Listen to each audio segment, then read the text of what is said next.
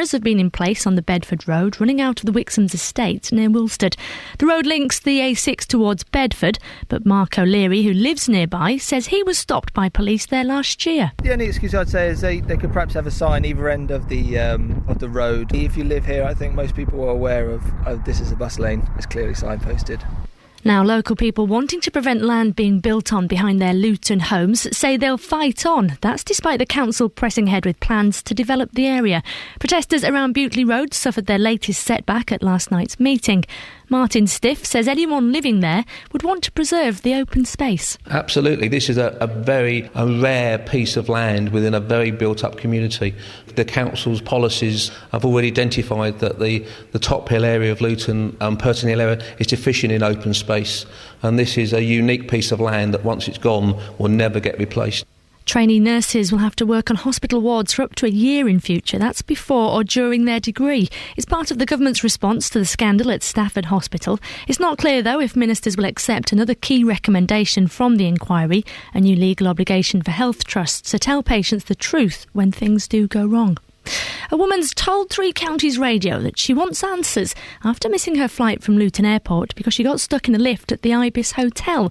Lynn Larson and her husband were due to go to Turkey for 11 days. We live in North Wales, so we travelled down to stay in this airport so we could get our flight, because the flight was leaving at 6 in the morning. But we were stuck in the lift from about 4:15 till about 5:45. Well, the Ibis Hotel have got in touch with us and they've said they apologise for the inconvenience and they're now looking into the matter and will be in contact with the guest to see how they can help.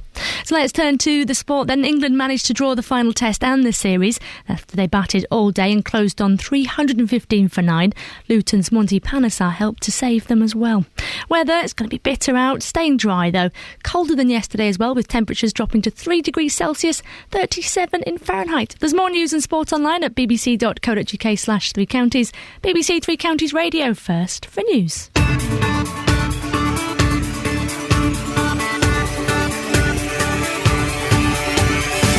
Good morning, dear listener. This is Iain Lee, BBC Three Counties Radio. Where are we, Tuesday?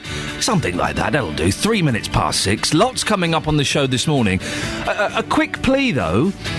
Justin Dealey hasn't turned up this morning. Our hairy, swarthy reporter, Dealey, is lost somewhere. If you see a sad middle-aged man with highlights smoking a cigarette somewhere, it's probably him. Could you get him to give us a call, please? I want to make sure Dealey's all right. I'm concerned about him. Justin, where on earth are you? You should have been here 40 minutes ago.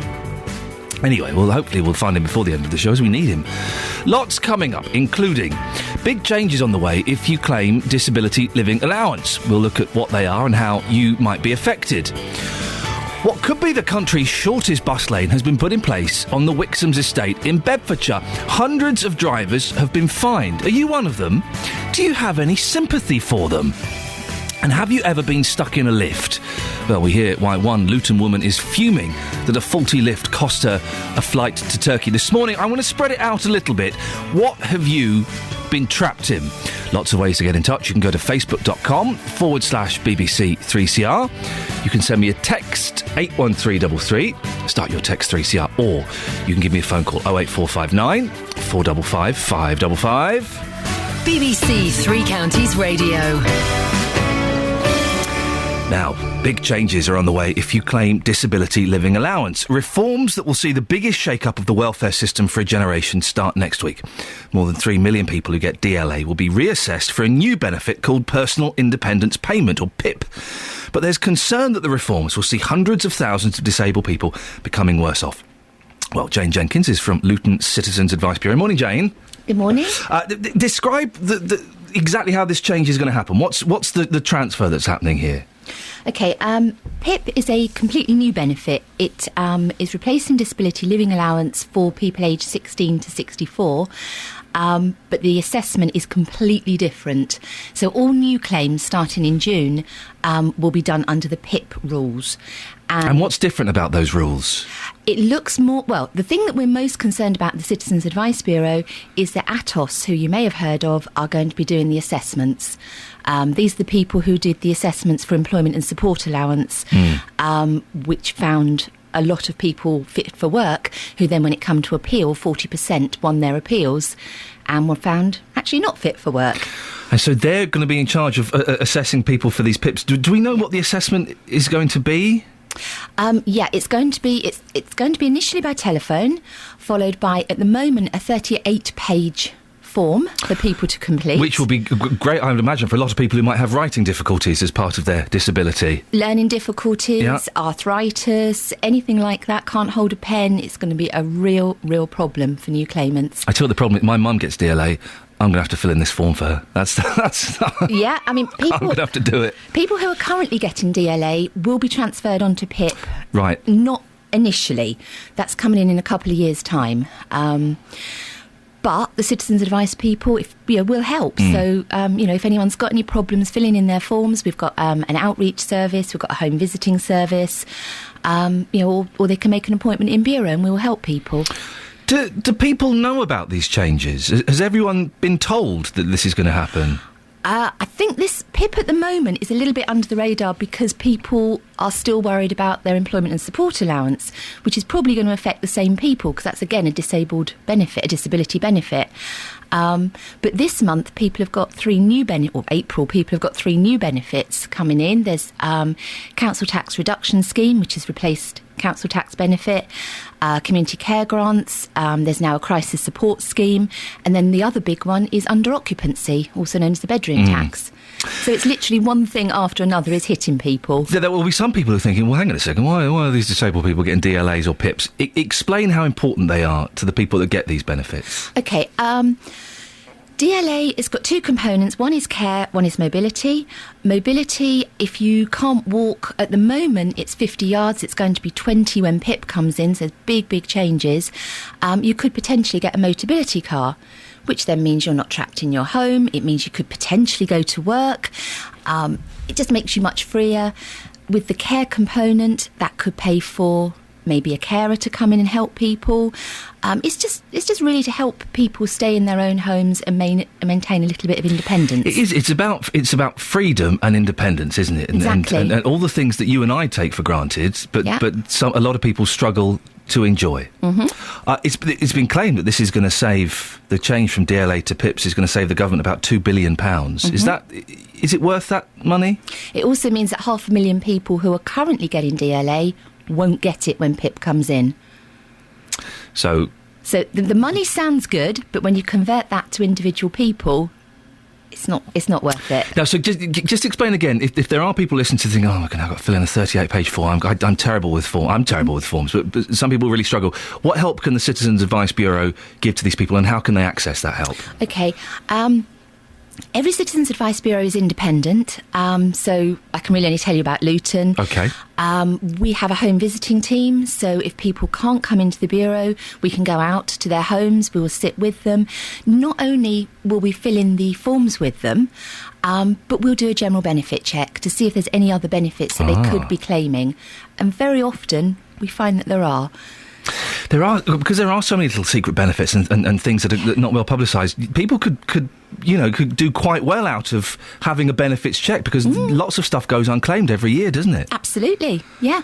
Wow, wonderful. I mean, we had one client who missed out on nearly £16,000 worth of benefits. Excuse me? Yeah. Did they get that back paid? Some was back paid a little bit, but yeah. Wow, that's not what they should have had back paid. And how did they miss out on that? They just hadn't asked. What had happened? This particular person had been working, got a reasonable level of savings. He had tried to apply for benefits and was told, no, you've got too much savings. So he used his savings to pay his mortgage, daily living, which meant his savings pretty soon went down. We caught up with him 2 years later when he had practically no savings left at all. We then found that he could claim disability benefits. He could claim, as it was then, incapacity benefit. Those have been transferred onto ESA now. DLA, he could get help with his mortgage. He could get help with his council tax. He's in a much better situation. It's definitely worth getting in touch. What's the phone number if people in Luton do want to get in? Oh, you don't? Oh, look, I've asked you a question. You should have seen the panic on Jane's face then. The phone number? What? I suppose you don't... And the rustling of paper. Listen, don't worry if you can't find it. No, you got okay. it? There we go. Go on, what's the number? Right. The Bureau is open Monday to Friday, this is Luton Bureau. Yep. Monday to Friday, 9 till 4. We close at 1 on a Thursday, but we give telephone advice on 0844 245 1285. We've also got a website. So it was worth finding. This is good information. Wasn't it? Well done. We've got a website, Yes. Which is adviceguide.org.uk. OK, we'll get all that put on our Facebook page as well. If worried, just come down and see us. Brilliant. Jane, No thank you very appointment much for necessary. coming in. I know it's ridiculous o'clock, but it's been very useful, so thank you very much. Well, in the next hour, we're going to hear from a Hertfordshire woman who's concerned about how the changes will affect her. 08459 455 555. Oh, look who's next door. Justin Dealey's turned up. What a lovely surprise.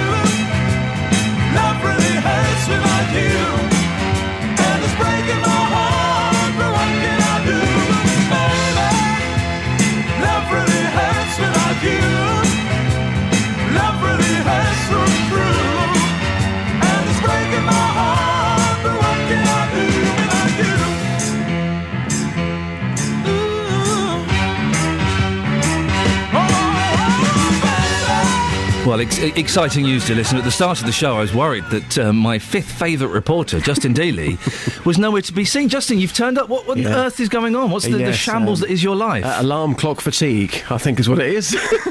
Well, Paul Scoynes had this last week. Yep. You've had it this week. What on earth is going on with you? You know what? I tell you what it is. It's March. When the clocks change, everything goes a bit weird. Before and after. They haven't changed Yes, it's yet. the build-up. It's the build-up. You're in. What are you off? Where are you off to today? Going to be talking about a lady who got stuck in a lift at Luton Airport and then missed her flight. Then off to the bus lane in Bedford, Wixham's, which is in the Daily Mail. But also in, slight update for you. Yeah. Obviously, we want to go out in a radio car. We've got a branded vehicle. It's got a 30-foot aerial that comes out the roof, which enables us to broadcast. Great publicity for the show, and it's a wonderful piece of kit that never lets us down. Absolutely. The thing is, people don't miss it. Yeah. And for the last week or so, people have been coming up to the car, giving me money, giving me cheques. I've said, no, I cannot take it. They want you to run in the London Marathon. Oh, really? Off the back of your comments last week. They? So this is an appeal right now to our listeners. Please, please, if I'm out today and you see me or this week, I cannot take cheques for Iain supposedly doing the London Marathon. No. I can't do it. It's literally never going to happen. I will hack off my own leg before I do that. That's what I keep on saying. It's interesting you get offered money, because I know that in the past you've been offered other things when you've been out reporting. It's true, isn't it? Yes. Go out and do some work, for goodness sakes. I'm never running the marathon, ever. He's very naughty. Here's the travel news with Sophie Tyler. Beds, Herts and Bucks travel. BBC Three Counties Radio. Good morning. Well, not looking too bad out there at the moment. No major problems to be updating you with. Motorways are looking good, particularly the western stretch of the M25. No problems to update you with there. And the M1 also looking good as well. The usual delays not yet beginning to cause too much of a problem. Looking good in Buckingham on the A421 and also moving nicely as well on the North Orbital Road. Now on the trains, also looking good. No problems to update you with on the departure boards this morning. Sophie Tyler, BBC Three Counties Radio. Thank you, Sophie. right, 6:16. It's Tuesday, the 26th of March. I'm Iain Lee, and these are your headlines on BBC Three Counties Radio. Advisory groups in the three counties say there's been a rise in people asking for help ahead of changes to disability living allowance. Nearly 300 people have been fined for driving through a new Bedfordshire bus lane in the last 2 weeks. And in sport, Luton's Monty Panesar has helped save England in the final test match. The weather today for Beds, Herts and Bucks. There'll be a bit of wind this morning, but staying dry. Colder than yesterday, with temperatures dropping to 3 degrees. And coming up, before 6:30, what could be the country's shortest bus lane has been put in place on the Wixham's estate in Bedfordshire. Hundreds of drivers have been fined. Are you one of them? And do you have any sympathy for these people? Very clearly signposted. 08459 455 555. BBC Three Counties Radio. Nick Coffer on BBC Three Counties Radio. Every weekday between 12 and 3, I'm here with a little bit of celebrity. I've always loved being a comedian because it's my job, so I'm going to keep doing that. I was voted Japan's #1 male vocalist of the year, and I beat out Frank Sinatra. How's that? Expert advice. It does sound like it's a mechanical pain brought on by altered mechanics in your upper limb. Your capital's protected because I'm guessing what you don't want to do is take any risks with the capital itself. And loads of really great music. Nick Coffer, weekdays from 12 on BBC Three Counties Radio. Almost 300 people have been fined for driving through a bus lane in Bedfordshire that's only 33 feet long. Residents trying to get out of the Wixham's estate near Wilstead have to drive along the A6 to avoid the lane. It was created in the middle of Kingsway Road, cutting off access to the estate. The enforcement cameras were put in place 2 weeks ago. Well, our reporter, Simon Watts, went to look at the road in the wind yesterday. As an area, Wixham's has been growing fast over the last 6 years, described as a new town. It'll eventually become one of the largest areas in Bedfordshire in terms of population, behind Bedford itself and Kempston. So as such, the scenery is changing all the time, and a bus lane that links the Bedford Road and Wilstead Road has been causing major problems for many people here in recent weeks. It runs adjacent to the A6, and since enforcement cameras were put up 2 weeks ago, nearly 300 motorists have already been hit with fines for going through the bus lanes by mistake. Well, I've come down to take a look at the road for the first time myself, and it is in fact my first visit to Wixham's too, but it seems pretty obvious looking at it. It's a no-through road. There are 2 clearly visible bus-only signs with the big blue symbol of the bus and cycle. As well as that, there are large white road markings saying the same. It's a quiet road, and I'd say to take the A6 next to it would add no more than a minute to your journey. And it appears as though the area has been patrolled for some time before the enforcement cameras were installed. About a year ago, I got stopped by the police going through it. They let me off with a verbal warning, but yeah, since then I haven't gone back through. So you don't have a great deal of sympathy for those who've picked up these fines? Maybe if you're a first-time visitor to Wixham's, potentially. If you live here, I think most people are aware of this is a bus lane, and like I say, it's clearly signposted. Well, in the time that I spent at the bus lane, one car made its way towards the road only to do a quick U-turn when it realised that it couldn't go down there. Meanwhile, when I spoke to people on the Wixham's estate and at the nearby garden centre, and it must have been around about 30 in the space of an hour, nobody had picked up a fine, and all were aware that it was a no-through road, which perhaps suggests that those people who are getting caught out aren't from the Wixham's area itself. Well, Bedford Borough Council say the enforcements are in place to ensure its safety of our roads, ease congestion, improve bus punctuality, and keep the lanes clear for emergency vehicles. Simon Watts reporting there on the Wixham's estate. Have you seen this? There's a great picture of it in some of the papers today. It's pretty obvious it's a bus lane. It may only be tiny. It's pretty obvious. What do you think? Have you been caught out in this bus lane, and are you furious with the council for putting this there just to make money? Or do you think, oh, hang on a second, I've really got no sympathy for these people at all? 08459 455 555. When I call you up, your line's engaged. I have had enough, so act your age. We have lost the time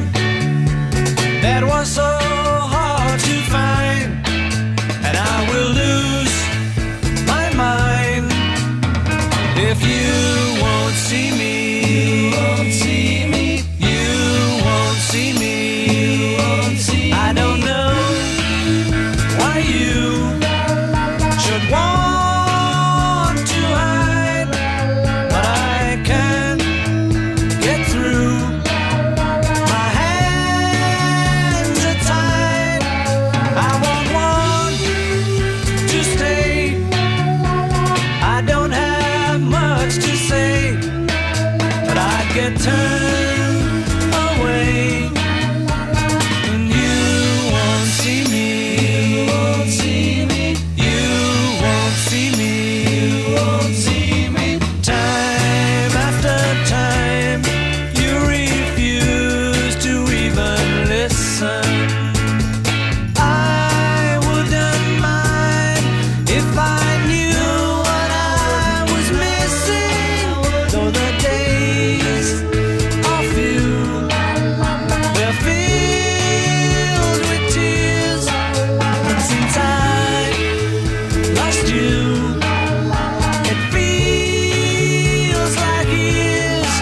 Yes, it seems so long, girl, since you've been gone, and I just can't go on. If you won't see me, you won't see me. You won't see me. You won't see me. Time after time, you refuse to even listen. I wouldn't mind if I knew what I was missing. Though the days are few, they're filled with tears. And since I lost you, it feels like years. Yes, it seems so long, girl, since you've been gone, and I just can't go on. If you won't see me, you won't see me. You won't see me. You won't see me.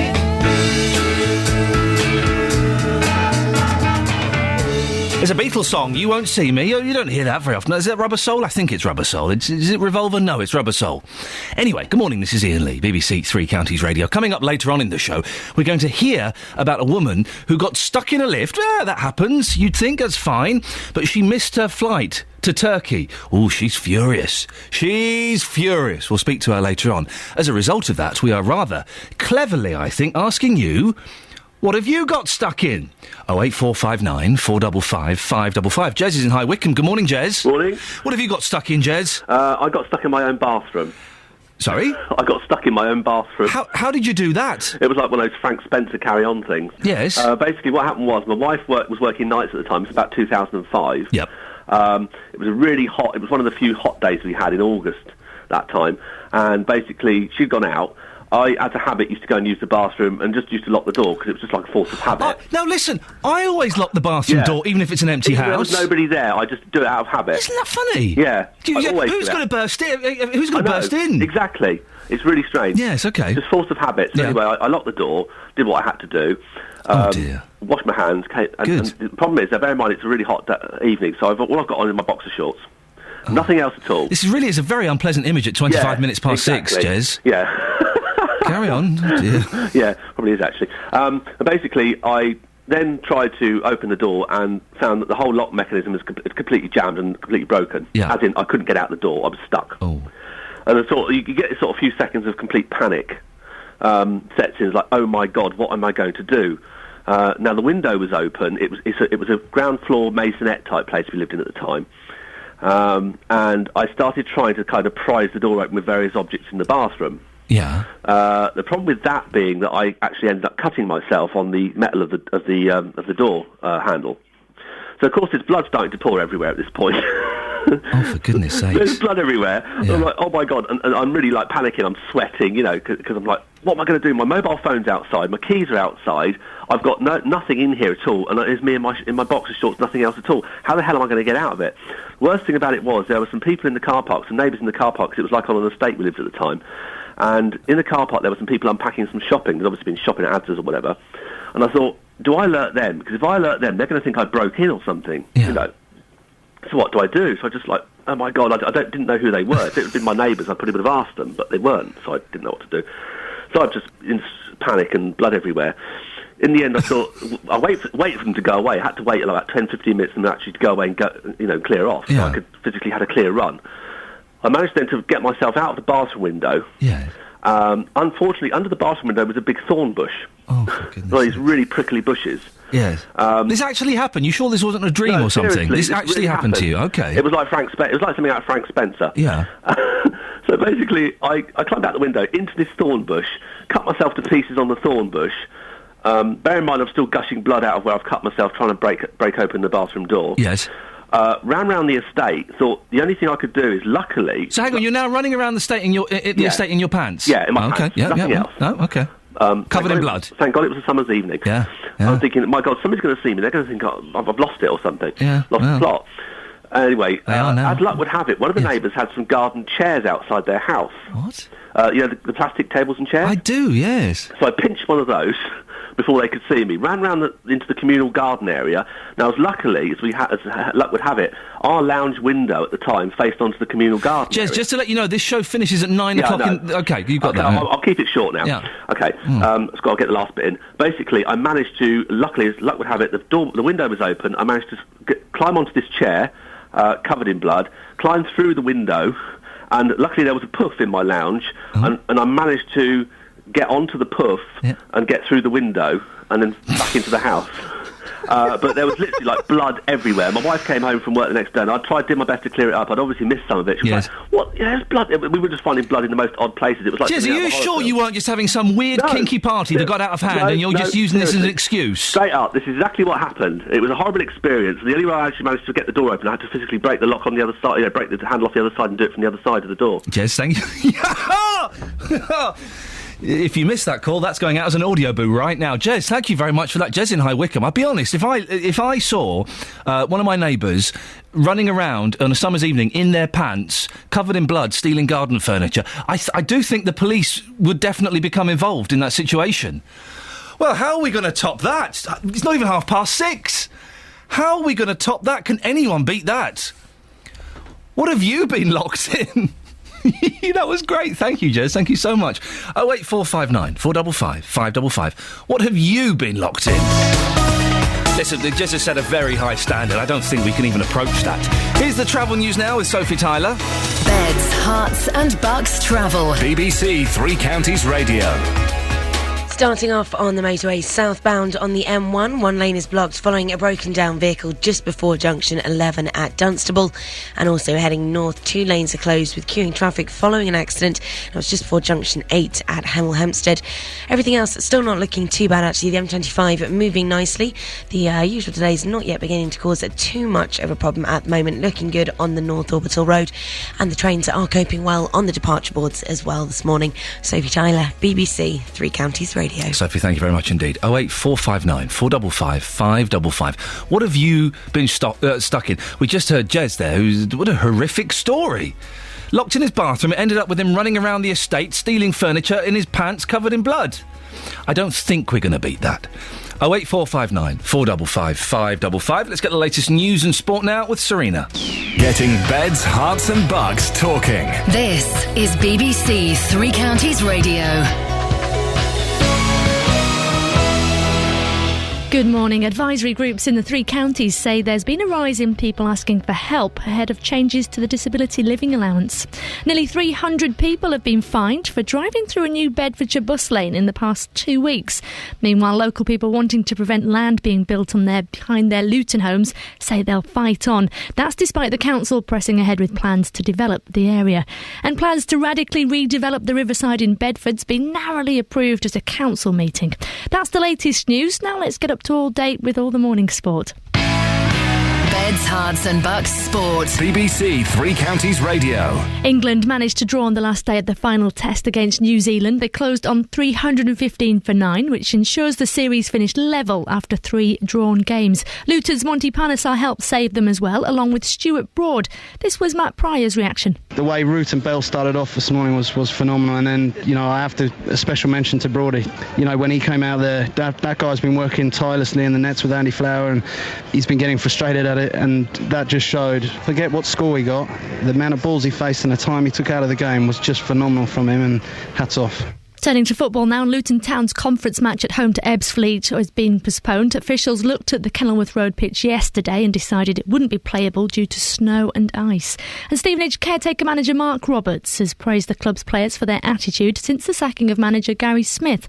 Borough lost to Tranmere at the weekend, but Roberts says their response to the instability has impressed him. The way that they've responded to the situation that we've all had to deal with has been nothing short of magnificent, and it'll be a big learning curve for them, and hopefully they take those lessons in a positive fashion, and we move forwards and finish the season as strong as possible.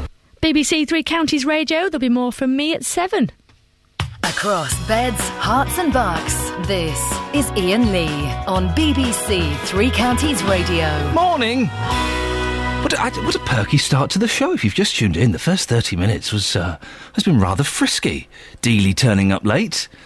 A bizarre story about a man running around in his pants. Let's see if we can... it's all downhill from here. Coming up in the next 30 minutes, many of you wanted to have your say about the plans for the Riverside North development in Bedford yesterday. Very feisty show. Very feisty show. Well, our political reporter and coffee supremo Paul Scoynes spent a lot of last night at a council meeting finding out what's going to happen next. Well, he'll be with me in a few minutes' time. And a woman says she wants answers after missing her flight from Luton Airport because she got stuck in a lift at the Ibis Hotel. Well, Justin Dealey's been to meet her, and as a result, we're asking you, what have you been stuck in? Facebook.com/BBC3CR. Oh, look, all of the phone lines are free. I command you, call me now, dear listener, 08459 455 555. Now, I said yesterday's show was feisty. It was. And one of the stories that you were getting feisty about is that the residents of Butley Road in Luton, they've been fighting to keep the land behind their homes as open space. Well, the council want to give the land to developers to build homes, which are in desperate need in the town. Residents tried to stop the plans by applying for the land to be designated as a village green. Well, the Borough Council's Executive Committee voted to continue with plans. One of the campaigners, Martin Stiff, told our reporter, Ewan Duncan, that they keep coming up against a brick wall. There is a group as such that feel very strongly about this, and we've been working hard over the last 18 months to try and put our case together. But every time that we've gone to each stage, it's just been blocked by the committees of the various members of the council here. They're headstrong into just going ahead regardless of what we say, not listening to the community, not listening to the members of the public, not listening to Luton, who actually keep them where they are now. Effectively, this was the final hurdle, was it? Absolutely not. No, there's a lot more water to go under the bridge. This is just another hurdle we have to climb. They need now to put this into the local press for feedback and any objections. So we've obviously got that opportunity. And there's some other things that we've got under the planning issue, which we haven't raised as yet, that we'll be using to try and prevent. But at the end of the day, they'll do what they want, regardless of any members of the public and the residents of Luton. So there's an appeals agenda for you, but you still don't hold out much hope in the long run? I wouldn't like to wave the white flag yet. Let's put it that way. But we'll go down fighting if we have to. At the end of the day, they'll carry on doing what they want to do. But we can just make our voices heard the best we can as just members of the public. And the key here is an area that could be used as a play area or potentially open space, which is going to be built on. Absolutely. This is a rare piece of land within a very built-up community. The council's policies have already identified that the Top Hill area of Luton, Purton Hill area, is deficient in open space. And this is a unique piece of land that once it's gone will never get replaced. Remind us how many houses we're talking about here. It's 54 houses, 33 of them are going to be private sale to the developer for his own profits and needs. And there's 15 of council and the remainder will be shared ownership. It's a space that all the community uses. It brings all the community together. The people in Hockwell Ring and the big tall flats that live near us, they use that space. They don't have gardens. They use that space as their back garden. If you see in the summer, they use it for picnics. They use it for barbecues. They use it for their kids to come and play, where they have the opportunity. We have it. Fortunately, we have a small garden of our own, but we see that area as a meeting point for all the communities for dog walking and just general sports and leisure pastimes. Our reporter Ewan Duncan there speaking to Martin Stiff.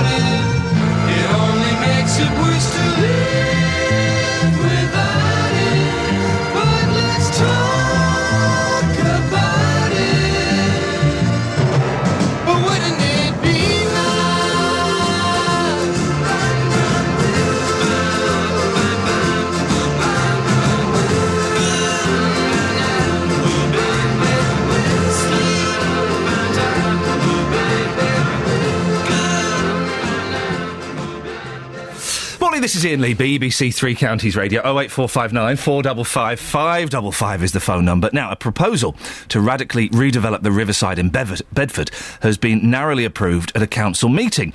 The Riverside North plans, which we discussed on the show yesterday, include a multi-screen cinema, retail and residential developments, were passed by 5 votes to 4 against last night. Well, our political reporter, Paul Scoynes, was there. Paul, remind us of the plans. Well, Ian, these are around 64 houses. There's flats, a mixture of flats and houses, a 7-screen cinema, and a variety of retail and restaurant outlets. We'll be on the embankment of Bedford, and they'll redesign the area. So if you know the centre of Bedford is, there's a town square where there's a large, it's almost like a church on a roundabout at the moment, and that's going to be linked up to the river where the sort of newish town hall is, and that's going to be demolished, and they're going to then redevelop this whole frontage. And I was shown around it last night by the deputy mayor after the meeting. He went and showed me the whole area, and what their idea is that they reconnect the river with the town and they make it more pedestrian friendly. With a mix of these shops and restaurant outlets. We discussed this on the show yesterday. We've discussed it before. There are a lot of objections to this proposal, aren't there? Yeah, there was many people who lined up to speak against the plans. They set a time limit, didn't they? Well, they had to in the end. I mean, it got to a point where we were 2 hours into the meeting before they'd even got to the debate, and wow. Things like people that like for example, the former MP Patrick Hall, who was saying that he wants redevelopment, but said that this was the biggest threat to the town centre's well-being.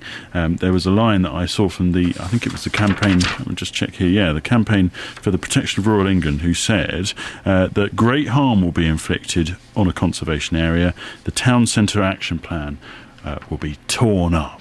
Was there lots of, when we discussed this on the show, bizarrely, we've had lots of people phoning in from Bedford saying, we're not Milton Keynes. Was there a lot of that last night? There seemed to be a lot of hatred towards Milton Keynes. There was, and I think it's more about the design. Right. I think lots of people were worried that it's quite blocky, it's quite modern. Someone used the word cheese grater yesterday. Yeah, they did, and they used it again last night. And I didn't really see, I mean, I'm going to declare an interest. I'm from Milton Keynes here, so right. I've grown up in that sort of environment. Now, you could argue that it is different, and there's no two ways about it. I'm not trying to speak for it.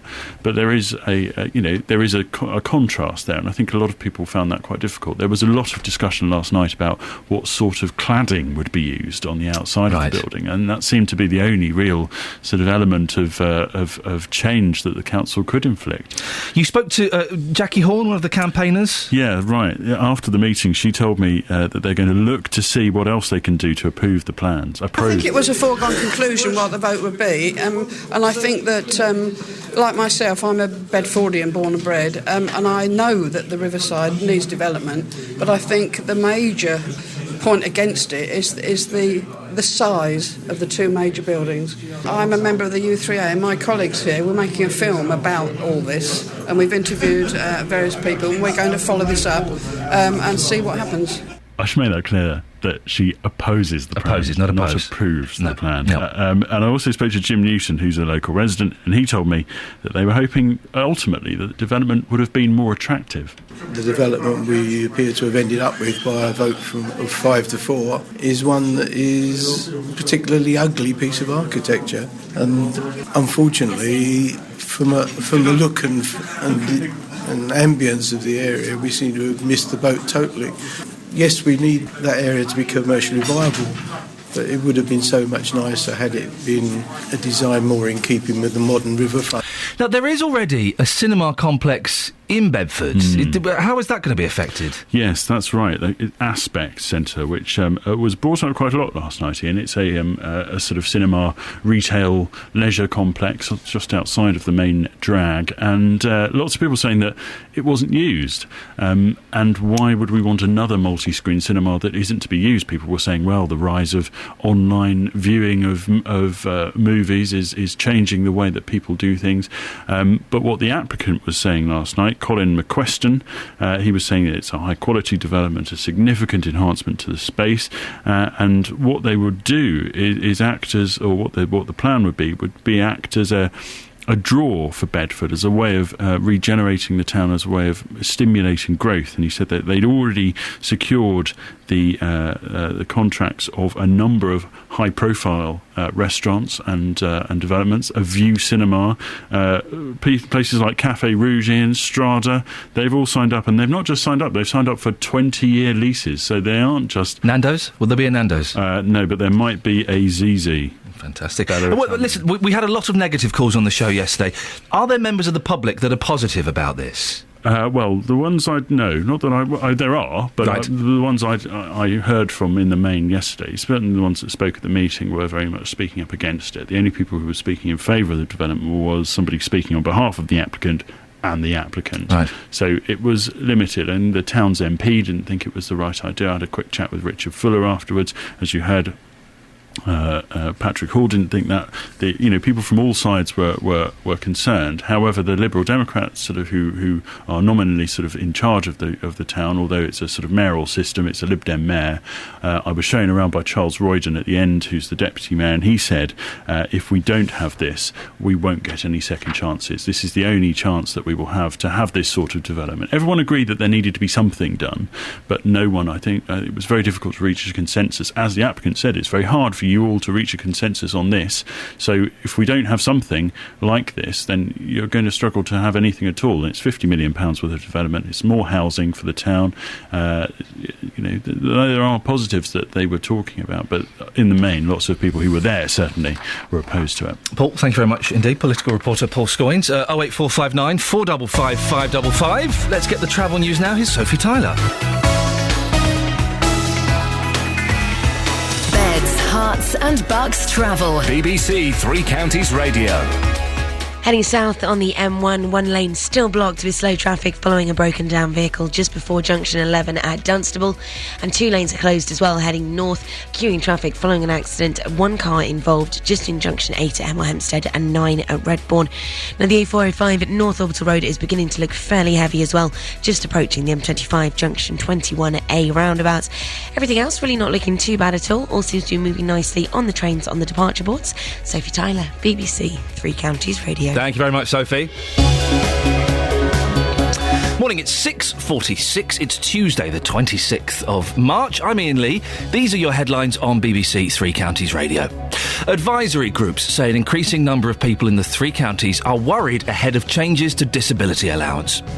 Locals in Luton's Butley Road say they'll fight on despite the council pressing ahead with plans to develop the area. In cricket, Luton's Monty Panesar has helped England to draw in the final Test match. Coming up, a woman says she wants answers after missing her flight from Luton Airport because she got stuck in a lift at the Ibis Hotel. Well, Justin Dealey's been to meet her. We'll hear more from her before 7. I'm asking this morning, what have you been stuck in? 08459 455 555. We'll talk more after the weather with Sarah Thornton. Beds, Hearts and Bucks weather. BBC Three Counties Radio. Thanks very much, Ian. Good morning to you. Another bitterly cold start out there. Again, that wind is biting from the east, and it will continue to do so across Beds, Herts and Bucks through the day today. And in fact, the next couple of days doesn't really start to ease until Thursday, in fact. But in the meantime, it's fairly benign weather. Cold and cloudy about sums it up for today and tomorrow, and right the way through to the Easter weekend. Top temperature today on the thermometer may well say 3 degrees. Again, like yesterday, it won't feel like it. And don't be fooled by the lack of frost on the cars this morning. It is another very cold start, with temperatures currently across Beds, Herts and Bucks hovering around the -1 Celsius mark. But pretty benign weather, another widespread frost through the night tonight, another dry, cloudy and cold day in prospect for tomorrow.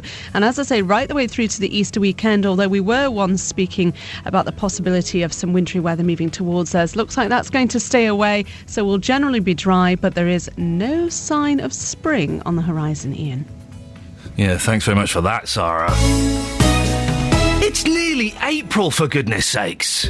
On April the 1st, the welfare system undergoes its biggest change for 60 years. We're determined to reform welfare so that work always pays. There'll be new benefits, changes to existing ones, and more responsibility for local government. They're not being guinea pigs, they're actually getting very, very close support and advice, and actually I think this will be a tremendous success story. This week, we'll be finding out what these radical changes really mean to Beds, Herts and Bucks. We're going to be £908 worse off. As usually, just feels like we're wading through mud with this one. Now that I'm on benefits, I'm actually better off. Benefit changes, making it clear. This week on BBC Three Counties Radio.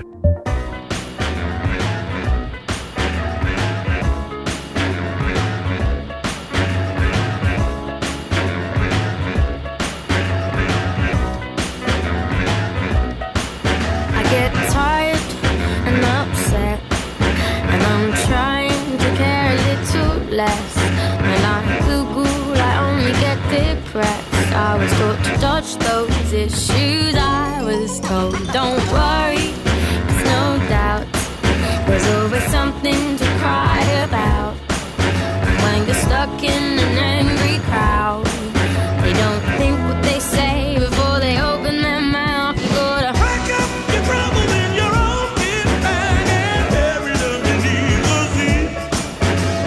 I don't care what the people may say, what the people may say about me. Pack up your troubles, get your own kit bag, don't worry about the cavalry. I don't care what the whisperers say, 'cause they whisper too loud for me. Hot topic, maybe I should drop it. It's a touchy subject, and I like to tiptoe around the tiff going down. You got a penny, no pound.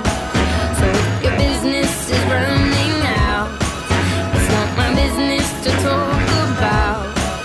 They don't think what they say before they open their mouth. You gotta pack up your troubles in your own kit bag and bury them beneath the sea. I don't care what the people may say, what the people may say about me. Pack up your troubles, get your own kit bag, don't worry about the cavalry. I don't care what the whisperers say, 'cause they whisper too loud for me. Tweet, tweet, tweet, tweet, tweet, tweet, tweet, tweet, tweet, tweet. Tweet, tweet, tweet, tweet, tweet, tweet, tweet, tweet. Tweet, tweet, tweet, tweet, tweet, tweet, tweet, tweet. Pack up your troubles in your own kit bag and bury them beneath the sea.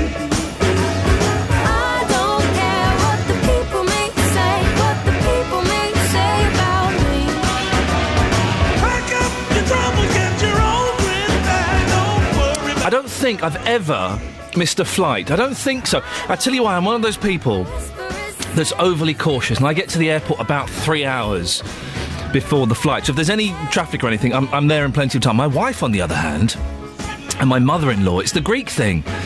They do it by Greek time. So the flight will be at 7.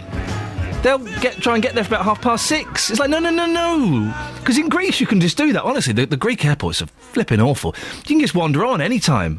You're on. They don't even check you properly. Over here, though, I like to be very, very cautious, and I leave very early, and I make time. We go and have a nice little meal or something, and, plenty of time. But if you've missed your flight, maybe it's because you overslept or you got stuck in traffic. Well, incredible story now of a couple that missed their flight from Luton to Istanbul for a very different reason. Justin Dealey. Justin, whereabouts are you? I'm in Luton at the moment, Ian, and this story is just so bizarre. I think I've heard some excuses before, but... Why did they miss their flight? What happened? Well, it's the story of Lynn Larson and her husband. Now, they were flying off from Luton to Istanbul yesterday morning. They had an early morning flight, so what they did, they stayed in the Ibis Hotel, which is right next door to Luton Airport, just to be on the safe side, just in case they overslept. They thought, you know what, we'll book the hotel and we know at least we're there. Sensible. Yes. So early in the morning, they've got their bags, they're packed, they're heading down to reception to check out and then go to Luton Airport. And this is when disaster struck, because they got stuck in the hotel lift. Can you believe that? That's exactly what happened. Yeah. I spoke to Lynn yesterday morning. She clearly wasn't very happy. She was furious, wasn't she? And this is what she had to say. Well, we missed it because we were stuck in the lift in the Ibis Hotel at Luton Airport for an hour and a half. It must have been quite scary in there for an hour and a half. Yeah, it was. Yeah, I felt quite panicky, And where have you travelled from to be here today? We live in North Wales, so we travelled down yesterday to stay in this airport so we could get our flight, because the flight was leaving at 6 in the morning. But we were stuck in the lift from about 4:15 till about 6:15. So now you've missed your flight, what's going to happen next? Well, we've missed our holiday, and we've also booked an internal flight in Turkey. Well, a few internal flights, so we've missed all of them, and hotels we've booked, so I'm just hoping the insurance will cover it, but obviously we were looking forward to having a holiday as well. I mean, it's quite an unusual situation. Just explain how you feel right now. You must feel angry. I do, yes. I feel disappointed, and I feel angry, but it's a bit... Somehow surreal at the moment. It's just happened, you can't quite take it in. I can't believe this has happened to me. And when you spoke to EasyJet, what did they say about it? Well, the woman said, I've heard all excuses why people have missed their planes, but I've never heard that one before. But it's absolutely genuine. Yes. And there were another couple in the lift with us, and I don't know if they managed to get their flight. They were going to Marrakesh. Well, that's an incredible story, Justin. What have the Ibis Hotel said about this? Well, we have a very long statement here from the Ibis Hotel. Are you quite ready for this? I'm not ready for all of it. They say, we apologise for the inconvenience caused to the guest. We are looking into the matter and we will be in contact with the guest to see how we can help. It's about as long as it gets from the Ibis Hotel. So, really? Yep, certainly more to come from them, hopefully. Hopefully we'll catch up with Lynn after 7. Some people may say, well, why couldn't she have caught a flight later in the day? Apparently there wasn't a flight available, and you heard Lynn say there about the internal flights. I think if she wants to go away for that whole week, she'll be playing catch up with the internal flights as well. Let's assume this is true for a second. I don't know either way. Let's assume this is true. Then surely the very least the hotel can do is refund her and pay for another holiday. Not for me to say. What I can say to you is that one of my colleagues spoke to a receptionist there yesterday, and they also said there was a problem with the lift yesterday morning. Quite how long she was stuck in that lift for, that's a different issue. But in the words of Lynn, she was stuck in that lift for 90 minutes, which must have been quite terrifying. There was another couple in there as well. We haven't yet tracked them down, so if they are listening to this right now, get in contact with the programme. But I don't think I've ever heard of that one before. No. I've heard about people missing flights because they woke up late and heavy traffic on the motorway, but certainly nobody who's missed a flight because they got stuck in a lift. Have you ever had that thing, Justin? I've seen it happen to other people. I've heard legend of it, where you're booked in on economy, and the lady comes over and says, Mr. Dealey, we are fully booked in economy, but we do have a couple of spare seats in first class. Would you like to be upgraded? Have you ever had that? It's not happened to me personally. It's never happened to me. I mean, you being a celebrity, surely it must have happened to you. They think I'm Ralph Little and they don't want to move me up there. Justin, listen, thank you very much for that. Thanks, where are you off to now? Heading off to the Wixhams. It's a story which we're going to be talking about anyway. It's in the Daily Mail today. The Wixhams estate in Bedford. 300 people, we believe, have been fined there using a bus lane in the last 2 weeks alone. Yep. It's something like 33 foot, and there's a big diversion route as well. The locals there not happy. I live in Hemel, Ian, and there was a very similar situation about a year ago when the bus lane there, when it was first put in, caused absolute chaos. Everyone was being fined, and it certainly looks like this bus lane could be similar. So I'm heading off to the Wixhams estate in Bedford to find out a bit more. What I want to know from you, Justin, is I want to know, is it clearly flagged up it's a bus lane? Mm-hmm. And also, just if you spot anybody doing a sneaky little run through it, try and grab them if you can. I shall. Good work, Justin. I don't want to tell you your job. I know you're excellent. Justin Dealey there. Thank you very much. 08459 455 555. What have you been stuck in? I guess is the question off the back of that lift story. What have you been stuck in? We heard from a gentleman earlier on who he got locked into his bathroom. He ended up climbing out of his window, bleeding, just in his pants, stealing garden furniture. It's a very bizarre story. We'll put it, if you missed it, you can hear it on the iPlayer, or we'll put it out as an audio boo. A little bit later on, so you can have another listen to it. But what have you been stuck in? My in-laws' house, the spare bedroom, I got locked in that once. It doesn't open from the inside. So I went in there for a doze, and I shut the door, peace and quiet, away from the kids and the family and all of that, and a little doze. A couple of hours later, I woke up, and I couldn't get out. And I tried to phone my wife, but I didn't have any battery on my phone. So I'm stuck there for ages. I'm banging on the door. No one can hear me because they're downstairs watching Postman Pat at super loud volume. I think I was stuck in there for about 45 minutes. And then my father-in-law came upstairs to use the toilet, which was next door, and he heard me banging. And he came and rescued me. 08459 455 555 is the telephone number. What have you been stuck in? You can also go to the Facebook page as well, facebook.com/BBC3CR. You've been very feisty on the Facebook page. I do enjoy that. I love going... I read everything you write on there, by the way, so don't think it gets ignored if we don't read it on the radio. I do like watching you argue on there. Play nice. Don't be rude about each other, but definitely go on there and have a Barney. Lots of fun. You can see why I enjoy it so much. Here's the travel now with Sophie Tyler. Beds, Hearts and Bucks travel. BBC Three Counties Radio. Southbound on the M1, one lane is still blocked and there's slow traffic following a broken down vehicle just before junction 11 at Dunstable. Also have one lane closed heading north, queuing there following an earlier accident. One car involved between 8 at Hemel Hempstead and 9 at Redbourne. Anti-clockwise on the M25, looking slow where you'd expect, between 26 at Waltham Abbey and 25 at the A10 for Enfield. Also fairly heavy as well, around 17 at Maple Cross. Now the Barnet bypass is slow heading south between Stirling Corner and the Watford bypass, and the A405 at North Orbital Road looking busy as well, just approaching the M25 junction 21A roundabouts. No major problems to update you with on the trains, all moving nicely on the departure boards. Sophie Tyler, BBC Three Counties Radio. Thank you, Sophie. Right, coming up after 7, there will be changes to the disability living allowance. Well, they're getting rid of it, moving it to something different. Are you concerned? Are you confused by the changes? Well, we'll do our best to explain them after the latest news with Serena Farrow. Getting beds, hearts and bucks talking. This is BBC Three Counties Radio.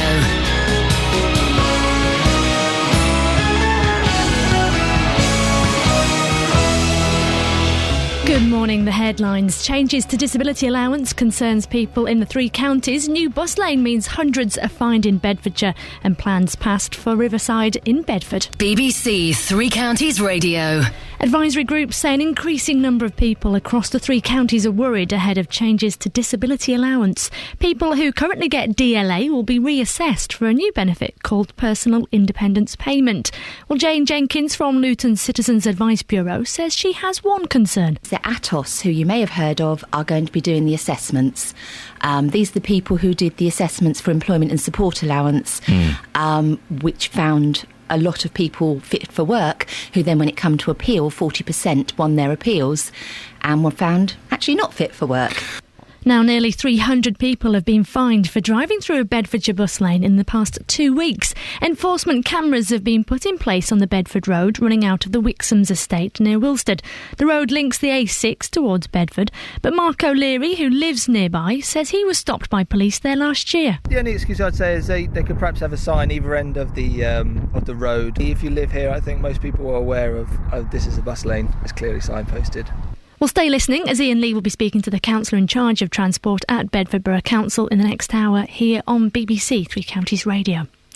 Elsewhere, local people wanting to prevent land being built on behind their Luton homes say they'll fight on, despite the council pressing ahead with plans to develop the area. Protesters around Butley Road suffered their latest setback at a meeting last night. One of the residents, Martin Stiff, says they're not being defeated just yet. I wouldn't like to wave the white flag yet. Let's put it that way. But we'll go down fighting if we have to.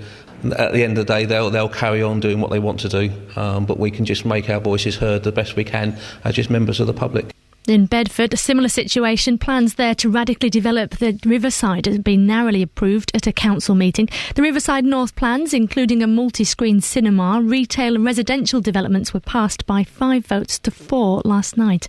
One of those campaigners, Jackie Horn, says she's now going to look at some other options. If I'm a Bedfordian born and bred, and I know that the Riverside needs development, but I think the major point against it is the size of the 2 major buildings. I'm a member of the U3A, and my colleagues here, we're making a film about all this, and we've interviewed various people, and we're going to follow this up and see what happens. Moving on to cricket now, and England managed to draw the final test and the series. They batted all day yesterday and closed on 315 for 9 in New Zealand. Luton's Monty Panesar helped to save them. Weather then, and it will be quite bitter out, staying dry though. Feeling much colder than yesterday, temperatures dropping to 3 degrees Celsius. That's 37 in Fahrenheit. There's more news and sport online at bbc.co.uk/3 counties. BBC Three Counties Radio, first for news.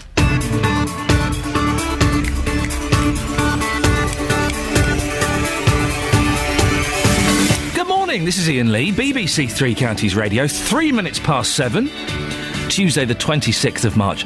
Very busy show this morning, very busy. Lots of you calling in, we'll get to the calls a bit later on. Some of the things we're talking about that you might want to have your say on include: big changes are on the way next week if you claim disability living allowance. We look at what the changes are and how you'll be affected.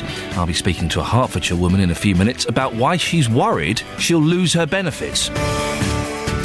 What could be the country's shortest bus lane has been put in place on the Wixham's estate in Bedfordshire. Hundreds of drivers have been fined. I've seen a picture of it. Can we get a picture of it on the Facebook page? Because, well, as a colleague has just emailed me saying, how on earth do these people not know it's a bus lane? It is... Well, I think it's quite clearly signposted. We'll put a picture on the Facebook page in the next few minutes. You can let me know. We've sent our reporter Justin Dealey on his way there now. Go and have a chat with him. If you've been affected by it, if you have driven through it, if you know someone who has, or if you think these people that are driving through it are complete muppets. And also, what have you been stuck in? A woman who got stuck in a lift for an hour and a half at a Luton hotel has told this programme she's fuming because she missed her flight to Turkey. Facebook.com/BBC3CR or give me a call, 08459 455 555. BBC Three Counties Radio.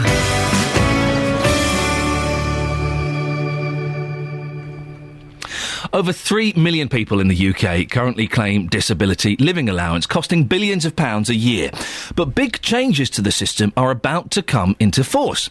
The benefit pays for things like adapted vehicles, care services and equipment to help people with disabilities have a reasonable standard of living. From October, those people will start being reassessed for a new benefit called PIP, Personal Independence Payment. That will replace DLA. Well, Denise Reeves is from Hertfordshire and currently gets DLA. Morning, Denise. Good morning. Can I ask, Denise, how much money do you get through the DLA?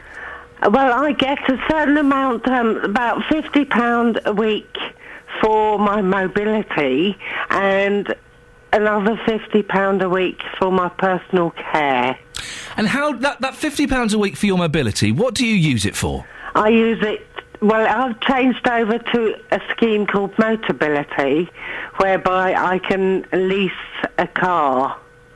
And it's like, well, I have a new car so that I can get about. OK, so this is a proper car, not one of those little buggy things? No, that's a proper car. So, and your money, your DLA, goes towards you leasing that car? That's right. And is it adapted for your needs? Well, no, my car is a ordinary automatic. Right, OK. And can I ask, Denise, is your car radio tuned into BBC Three Counties Radio? No. Denise! No. Very naughty, Denise. We'll send someone round to tune it in. How concerned are you about being reassessed? Incredibly. Some days I can do things, some days I can't. I mean, this morning, as soon as I got out of bed, I fell over. Right. Denise, can I ask a question? If it's too personal, then tell me to get lost. Yes. What is your disability? What's wrong with you? I had a head injury years and years and years ago. 25 years ago, yesterday actually. And I had to learn to do everything again. I had a brain injury. Right. That way. Wow, OK. And listen, I have relatives who have various conditions that are affected. Some days they're fine and some days they're not so fine. It can be dependent on the weather, on stress and all these kind of things. Is that the same for you then, Denise? Exactly. The new PIP does give you place to put down in the questionnaire that your condition is fluctuating. However, and it also gives you, they say, points, shall we say, for the amount or the level of pain that you live with. But that is also fluctuating.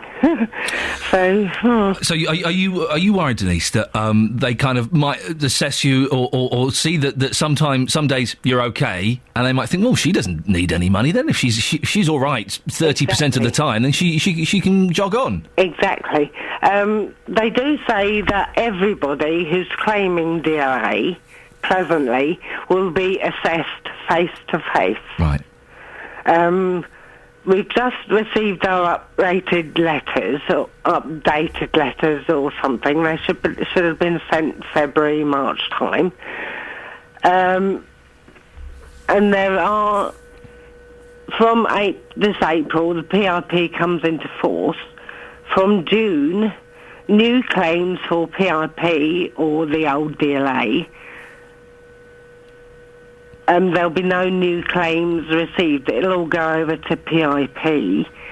In October of this year, reassessment for DLA claimants who have been awarded it for a fixed period, say it's ending, say this December.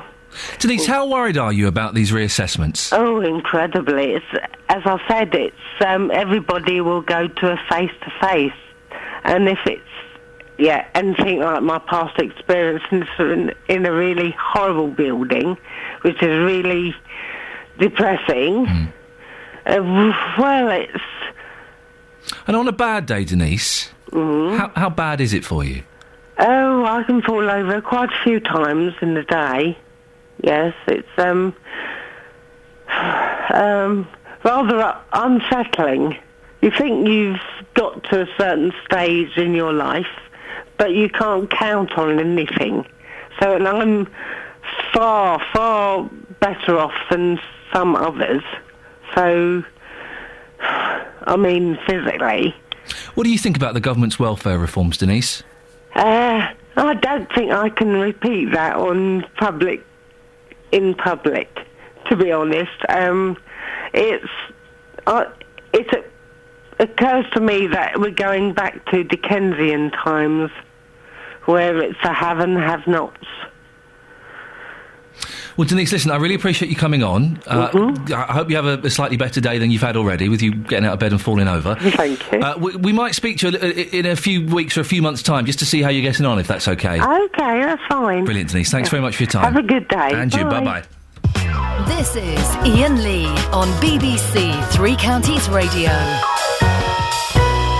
car's not tuned into BBC Three Counties, but I kind of thought it was worth pursuing, and it turns out it was. What a lovely lady. And I think we may send Ollie, our work experience, round to her car. In fact, we may send him round to everyone's car. If it's not tuned into 3CR, then, well, shame on you, and we'll send Ollie round to sort it out.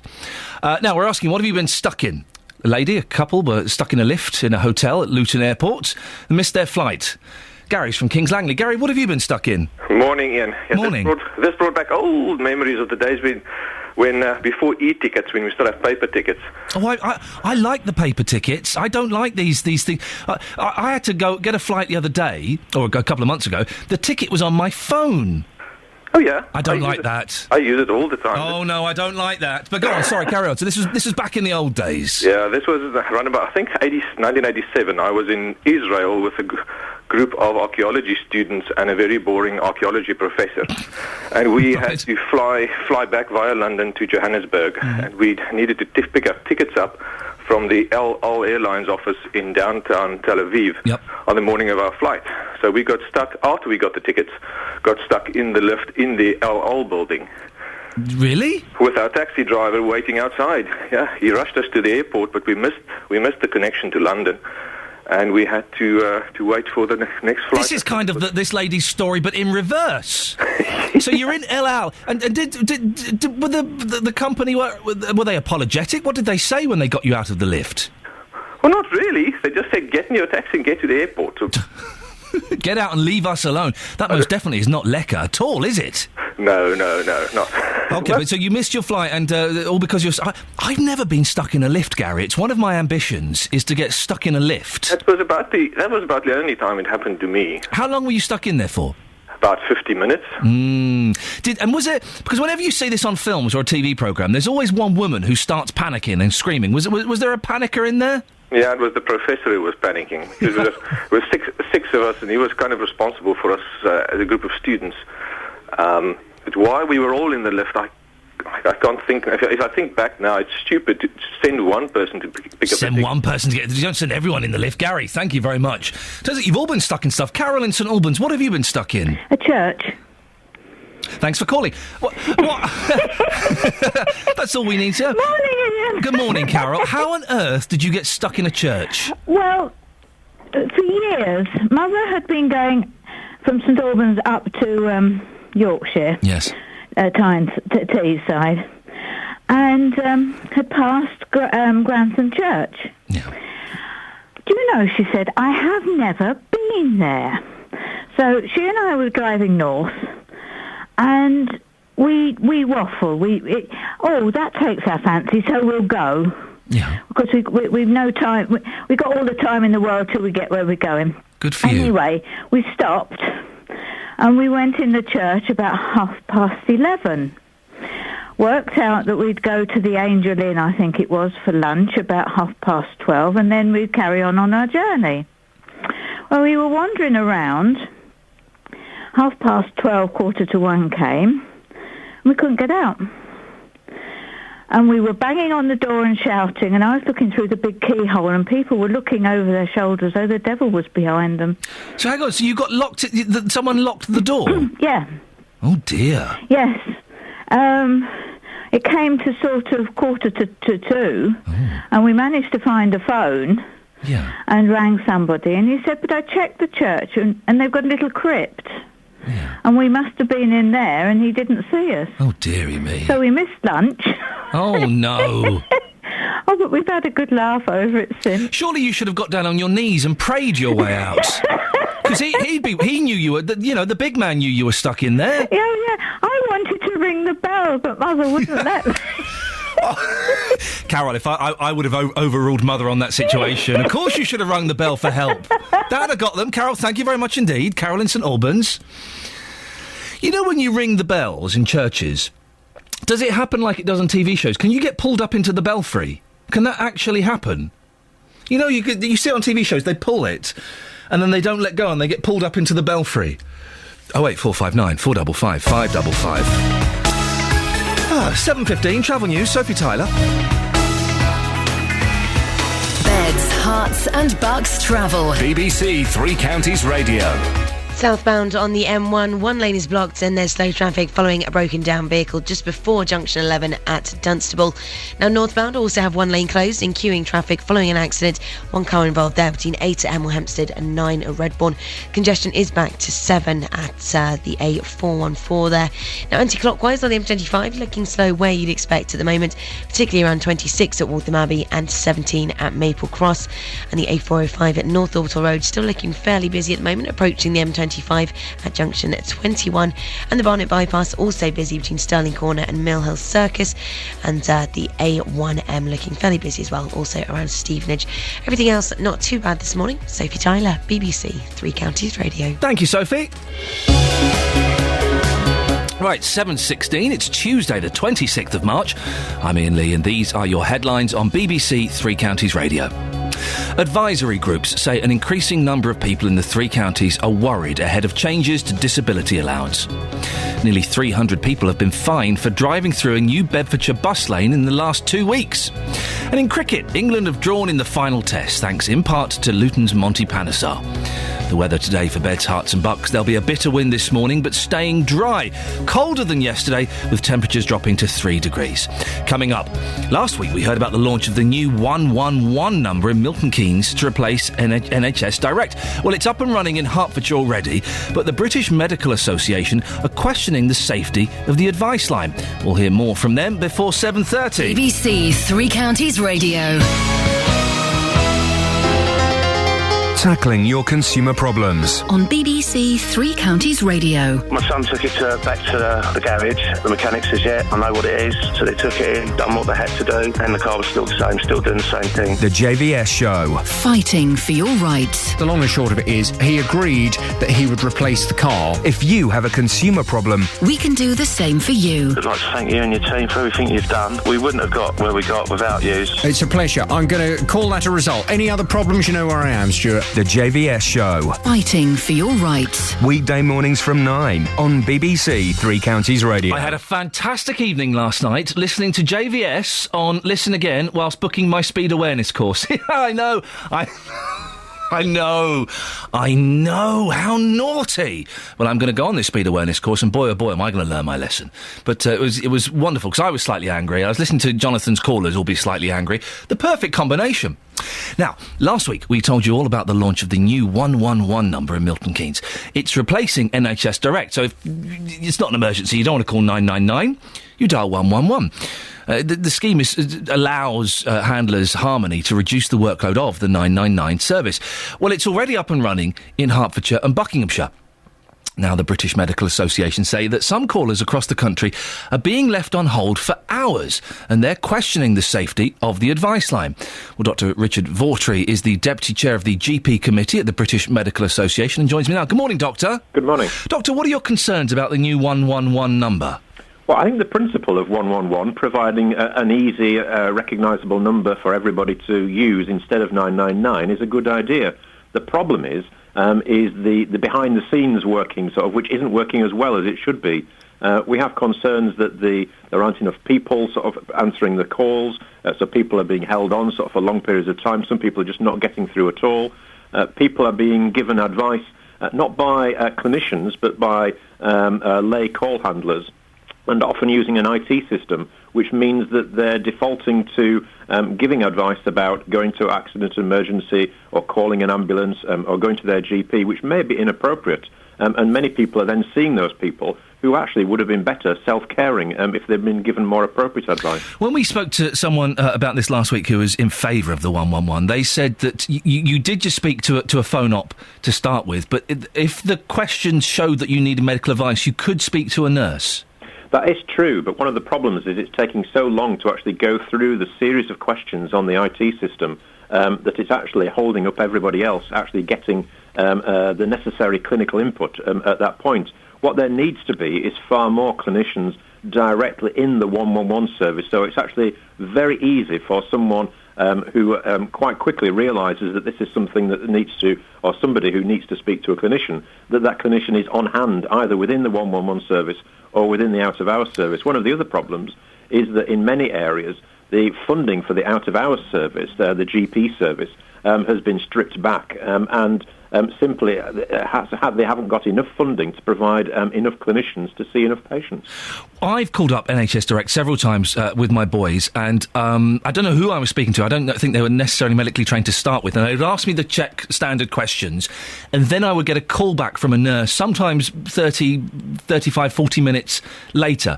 Are you saying the 111 service is worse than that?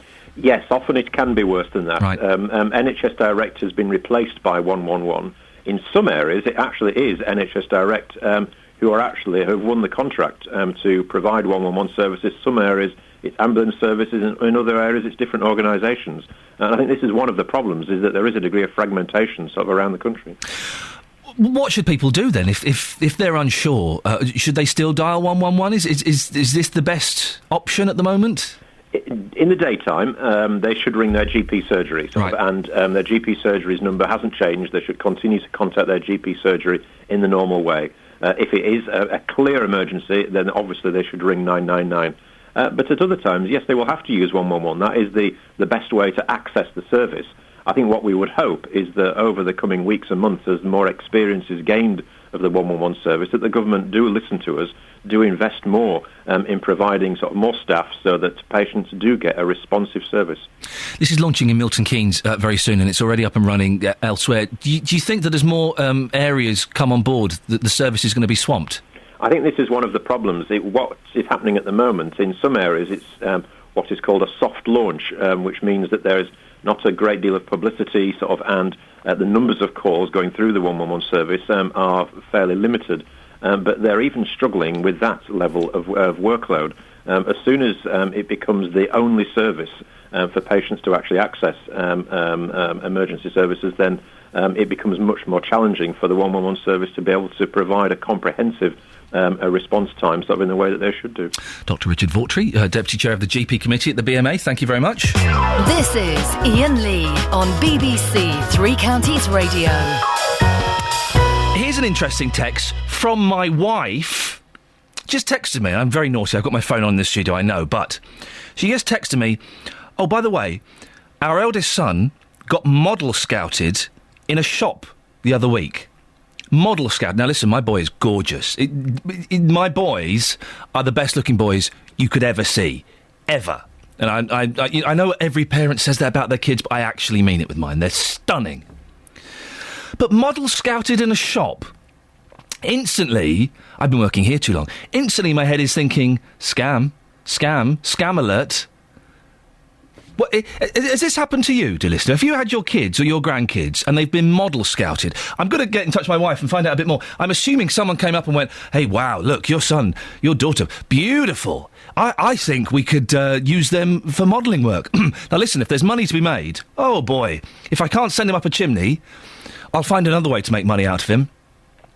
Is it a scam? Have you had this happen to you? 08459 455 555. Have you been approached saying that one of your children is absolutely stunning, could easily be a model, darling?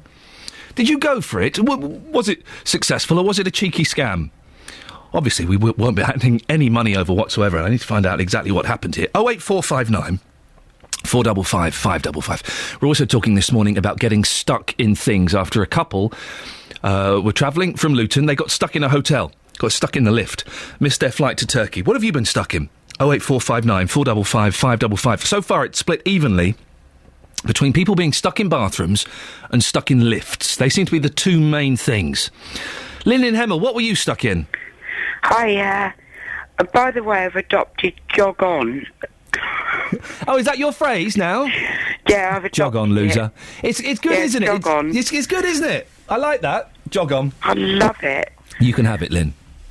Thank you. What have you been stuck I'll in? obviously credit you for it. Please do. Every time you say it, you have to do a little thanks to Iain Lee afterwards. I'll have to go, hello, Iain Lee told me to say this. Yeah, okay. But I got stuck in my bathroom. Uh-oh. But I'm not going to take up your whole show with it, like a previous caller. Are you having a dig at a previous caller? No, I'm just saying. Just saying, okay.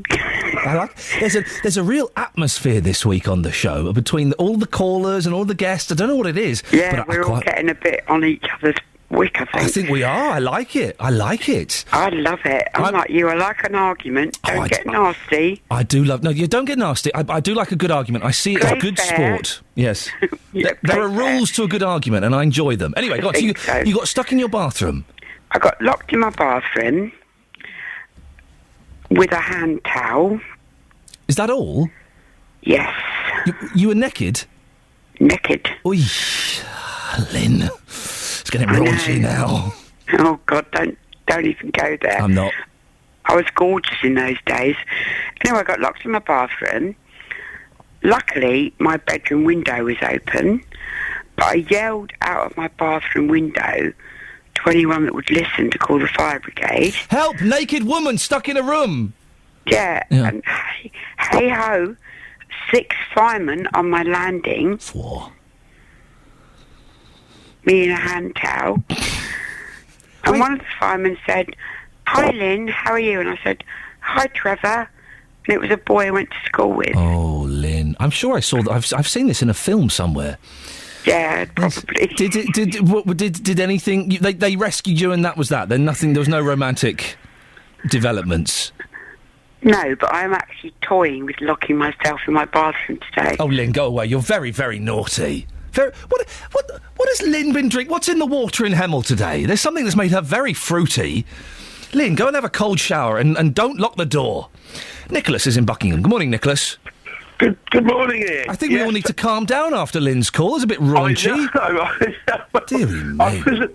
I wasn't naked. I worked for Royal Mail. Yes. And we'd had a big purge on looking after, your lifting and stuff like that. Yes. And the firm on the industrial estate in Buckingham do quite a lot of business with us, so they put the stuff in the bags. Yes. I've taken the bags into the lift. Yes. It's a glass lift all round, just newly installed it was. I got halfway down and it stopped. Oh. And I was in the lift for 2 hours with everybody coming up and down the stairs and waving at me. Oh, no, so you didn't even have the privacy of being... everyone could see you stuck in the lift. Exactly. I was quite a spectacle there. So, and after 1 hour, the chap said, "We're all right." He said, "The lift engineer is on his way." I said, "Where is he in the moment?" And this is a spooky thing. He was stuck in traffic in Hempstead. Well, there you go, you see, Nicholas. How embarrassing. Being stuck in a lift is fine because, you're private, but everyone watching you... Watching, yeah. I was there. It offered them some quite amusement. For 2 hours, I was stuck there with my van locked up outside because they came for it, and that's Royal Mail policy. We always have the van locked up. And with the special deliveries, the chap came halfway up the stairs. He said, "Excuse me," he said, "is there any chance I could have my special deliveries out of one of those bags?" I said, "You could, sir, if you went and got a sledgehammer." Hang on a minute, so he wanted you to somehow pass him the special delivery through the broken lift? Yeah, which was all, locked in and everything, yeah. Yeah, but there was a cheeky little monkey. Nicholas, I'd have been tempted to feign madness and stripped off. I'd have stripped off in there slowly. It sounds like there's that actress, isn't there? Tilda Swinton, is that the actress's name? Who's now an art installation. She has a glass box in a gallery, and she goes and sleeps in there. Wow, man, trendy. I'd be up for a bit of that. I once did a performance art piece. I got paid a lot of money for it, that's why I did it, called Audience Performer Jog On. It wasn't called Jog On, it was a little bit rude. Basically, I had to go and stand in front of an audience for 20 minutes and just tell them what I could see. I know. £2,000. Oh, performance art pays very, very good. Right, let's get the travel news now. Sophie Tyler. Beds, Hearts and Bucks travel. BBC Three Counties Radio. Heading north on the M1, one lane is still closed and there's queuing traffic following an earlier accident. One car involved between 8 at Hemel Hempstead and 9 at Redbourne. Looks like congestion is back to junction 7 at the moment. Now, anti-clockwise on the M25, we're looking at delays between 26 at Waltham Abbey and 25 at the A10 for Enfield. Also slow between 17 at Maple Cross and 16 at the M40. Everything else not too bad. A few usual hold-ups, the Barnet Bypass southbound, slow between Stirling Corner and Mill Hill Circus. And the A405 North Orbital Road also fairly busy, just approaching the M25 junction 21A roundabout. Everything else looking good on the trains as well, no problems on the departure boards. Sophie Tyler, BBC Three Counties Radio. Thank you, Sophie. 7:30, let's get the news and sport now with Serena Farrow.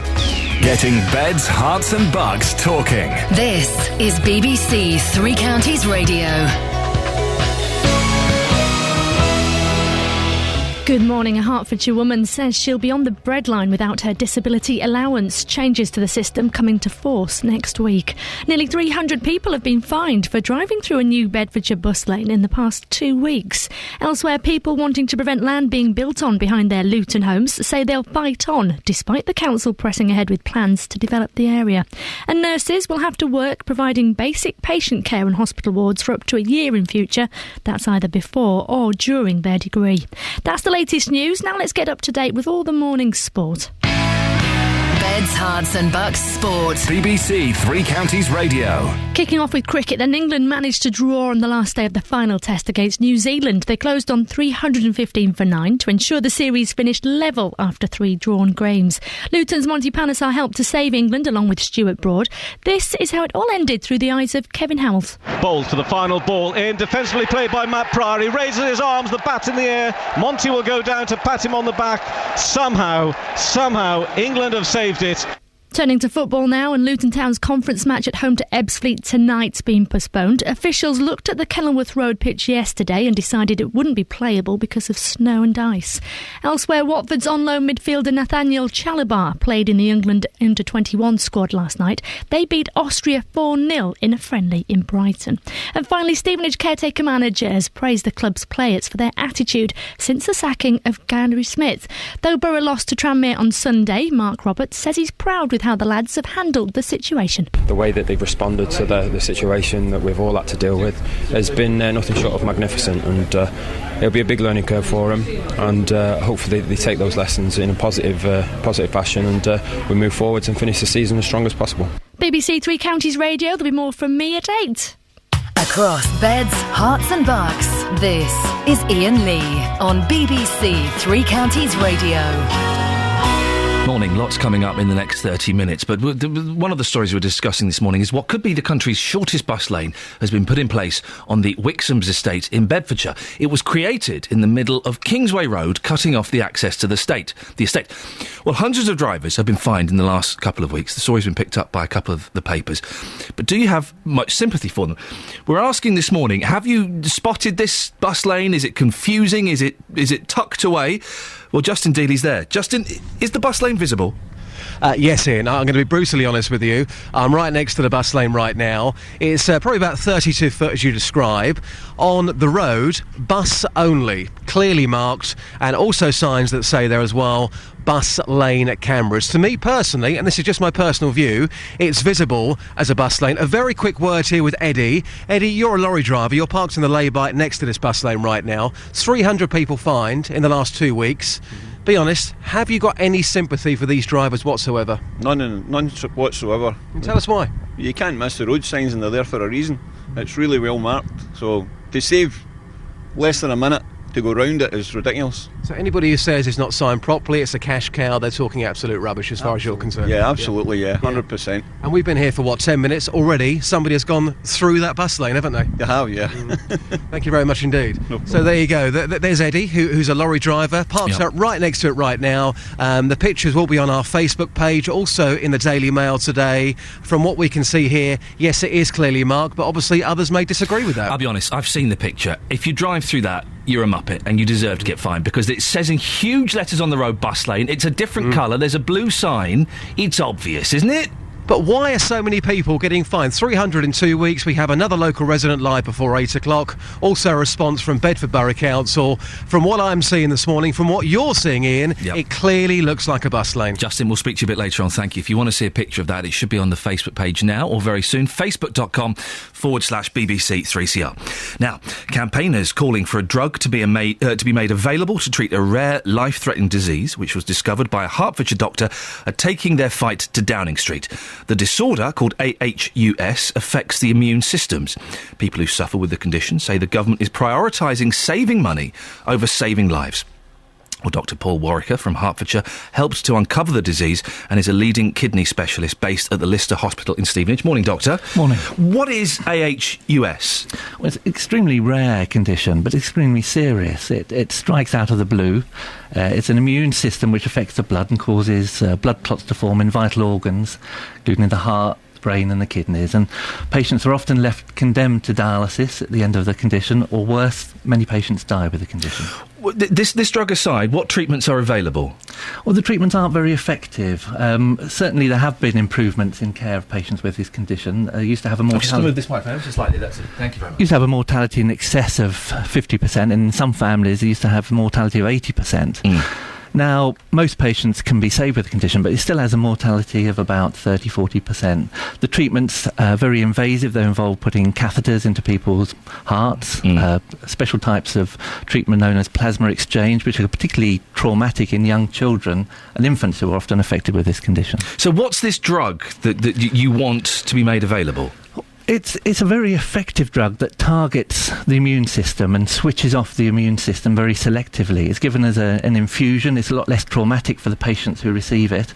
And certainly our experience is it appears to be very, very effective. Patients respond sometimes very quickly, sometimes within hours, whereas current treatment can sometimes take days or even weeks to have an effect, if it has an effect at all. It's expensive, though, isn't it? Yeah, it is expensive. It is very expensive, but there aren't very many patients affected with this condition, and I think in the NHS there has to be room for these very rare, serious conditions that are expensive, as well as more common, cheaper conditions. How much is it? Well, to treat a patient for a year, it probably costs in excess of £200,000, £250,000. Right. It's very expensive. With cuts being made everywhere, the NHS in particular, some people might argue, well, if it's such a rare condition, that's a lot of money to spend per year on a few patients. I do understand that. I do understand that argument, and certainly in a cash-strapped economy, we're not naive, but it's such a serious condition. It affects young people, and patients often die with this condition. And this is a very effective treatment. It's much more effective than the treatment we have at the moment. It's the only licensed treatment for this condition, and we'd certainly encourage the government to reconsider their decision. OK, Dr. Sayek, so we're going to speak now to Emma Woodward. Morning, Emma. Morning. Emma, you've got this condition, haven't you? I do, yes. When did you find out you had it? When I was at university, I was 22, and out of the blue I got very unwell, and within a few weeks I was in intensive care with heart and respiratory failure. What did you think was wrong initially? I just thought I had the flu like everybody else, like all my friends, but I just didn't seem to recover very well, and I had no idea that I had any kind of genetic problem that could lead to this. And can I ask, how old are you now? I'm 38. OK, so you've had it for a while. How does it affect your life now? Well, I have to do dialysis now. I can't spend more than 2 days away from a dialysis machine. I have to be very careful about what I eat. I have to be very careful about how much I drink. I can't just go to the tap and get a drink of water, because you have to be so strict about the fluid that you take in. Well, in what way strict? The amount of fluid or where it comes from? I'm supposed to only drink about 500 ml a day, which is the same size as a bottle of a small bottle of Coke. That on its very own would drive me mad. What do you do when you get thirsty? Ice cubes. Really? And just suffer it, really. It's terrible. It's very difficult for all dialysis patients. Of course it is. And I imagine if you can't be... You have to be near a dialysis machine all the time. I'm guessing that means you can't go on holiday and things like that. Well, we can go on holiday, but I have to organise it ahead of time, months ahead of time. I can only go where they have dialysis centres. So it really is very, very restricting, which is why this drug is so miraculous for me. And have you had a kidney transplant already? No, it would allow me to have I've had one, from my mum, but that failed within a few days, which is obviously devastating. But this drug would allow me to have a successful transplant I was told in 2000 I would never be allowed to have another transplant because it would inevitably fail. And then a few years ago they gave me the hope of this drug and the possibility of a successful transplant. So, Doctor, how would this drug affect Emma's life and change her life? Well, Emma's condition is a classical example of this condition. Once you're on dialysis, the disease does recur in transplants, and it can often come back very quickly, sometimes within a matter of a few days. This drug will enable Emma to have a transplant, reduce the risk of the disease coming back in the transplant. It would certainly make it a lot safer. And as things stand, it would be far too risky to put her through this procedure. Emma, you obviously want this drug available. What do you think of the decision not to release it? Well, we deplore the decision, or I deplore the decision to not release it. I can't believe that the government expects us to go through a repeat process to try and get this drug. It's devastating for me and all the patients that I know. Doctor, what have the government said about this? What is their official position on this drug? Unfortunately, they've rejected the advice of their own advisory group, and they've referred it back to NICE. The problem is that the whole process is changing on April the 1st. It's going to introduce delays into the system. There's no guarantee it'll be approved, and patients like Emma are going to have to carry on waiting for even longer. And what reasons have they given for not approving? Is it financial? Is it because they don't think the tests are thorough enough? It's affordability, I think, it's a major factor. And Emma, how does that make you feel that your quality of life is down to costs? Well, no, you sort of see where money's being spent, and then it makes you feel slightly worthless, to be honest. You expect your government to show you some compassion and people to show you some compassion and get you out of this situation. It feels terrible. Can I ask you a question? When there was a story last week that intrigued me, and I just want to get your reaction on it. It sounds like I'm going off on a tangent, but there is a reason. That the government are giving West Ham United, the football team, £60 million to buy the Olympic Stadium for them. Right. When you hear something like that, £60 million to a football team to buy a stadium, how does that make you feel? It's difficult because I know lots of cases of people whose lives could be transformed. I've heard of people who have died from this condition. Obviously it's very frustrating, and it makes me. I get quite angry, to be honest. To be brutally honest. Doctor, is there any hope for the government might change their mind? Well, we're going to keep pressing the government to try and reconsider this decision.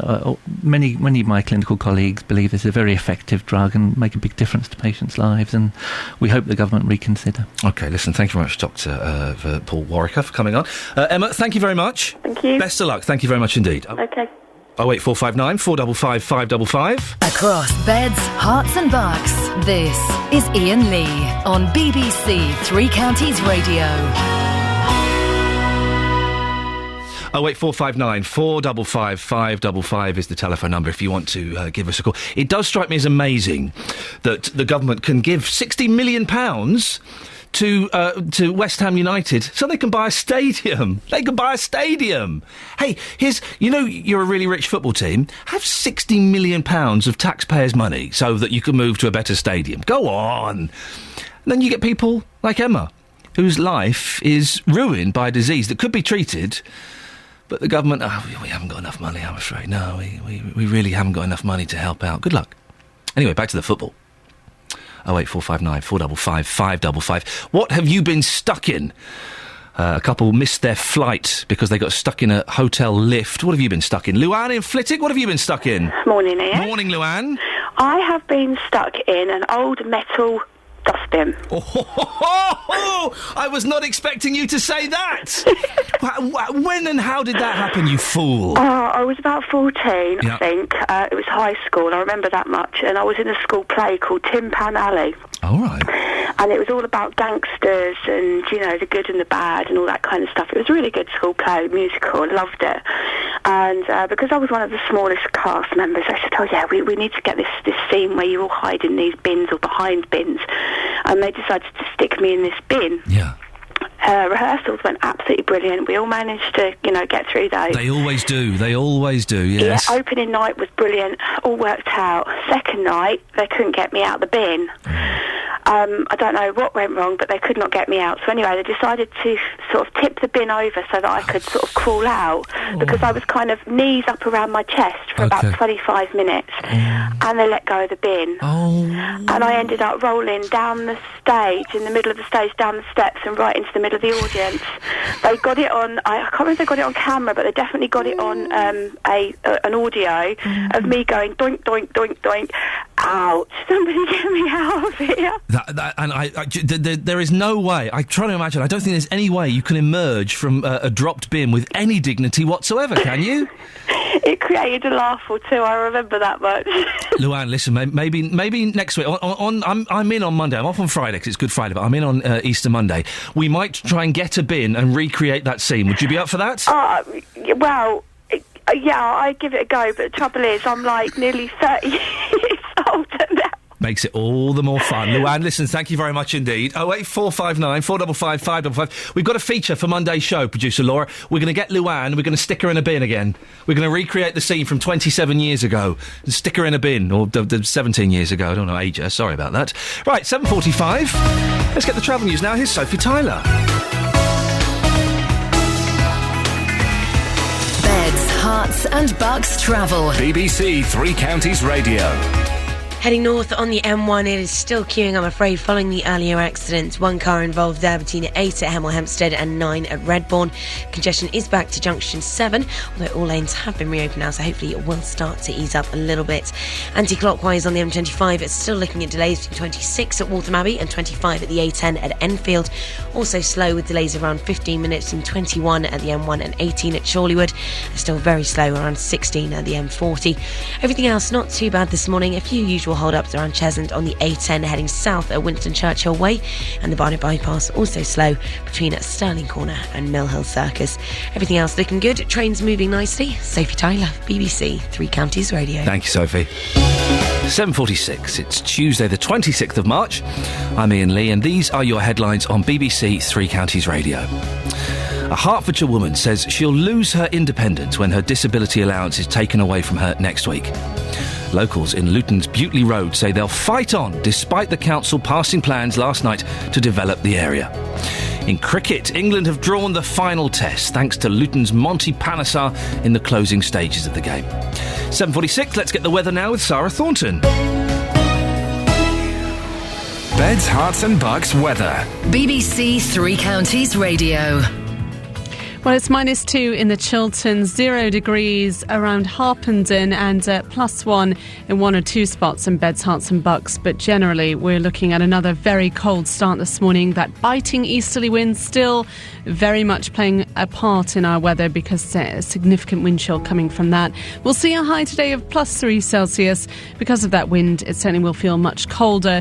Cold and cloudy generally, although there are some breaks starting to appear in the cloud here and there, especially towards the north. The next few days will continue with the theme of widespread frosts at night, although not particularly icy, but it will be very cold overnight and cold by day too, with highs struggling up into the low single figures and well below where they should be for the time of year. We'll slowly lose the wind by about Thursday, but through the Easter weekend we stay cold and fairly cloudy, although generally it looks like we'll be dry. Ian.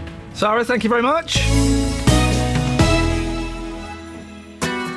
Easter weekend on BBC Three Counties Radio. Good Friday from 6. It's Helen Lee. So what does Easter mean to you? Is it the most important weekend in the Christian diary or a food fest? From 9, Colin Berry. I'll have more nostalgia with orchestras and singers depicting music radio like it used to be. From 11, Richard Williams. I'll be here with some local stories, live guests and a man having a manicure. From 2, Three Counties Sport. There's live commentary on Watford versus Burnley, Hartlepool against MK Dons, and Stevenage away to Crawley. From 6, Jerry Byrne. Join me for some of the very best Irish music and much more. Good Friday on BBC Three Counties Radio. Richard there talking about how he's going to have a gentleman having a manicure on his show. I've had a manicure. Is there anything wrong with it? It's nice. I've not had one for a while, but every now and then I have a little manicure. It's nice to have your nails all buffed up and even your cuticles done. Not quite sure what a cuticle is, but I know they do your cuticles. Well, I shall be listening with interest to that, Richard, and we shall be seeing. 08459 455 555. Now, almost 300 people have been fined for driving through a bus lane in Bedfordshire. It's only 33 foot long. Residents trying to get out of the Wixham's estate near Wilstead have to drive along the A6 to avoid the lane. It was created in the middle of Kingsway Road, cutting off access to the estate. The enforcement cameras were put in place 2 weeks ago. Well, we've sent our bus lane correspondent Justin Dealey there. Justin! Yes, hello Ian. I mean, you've seen the photographs this morning. Yep. They're in the Daily Mail, also on the BBC Three Counties Radio Facebook page. It's on the Facebook page now, and I'm just looking at it. That is obviously a bus lane. Well, you would think so. You would think so. It says bus only in huge letters.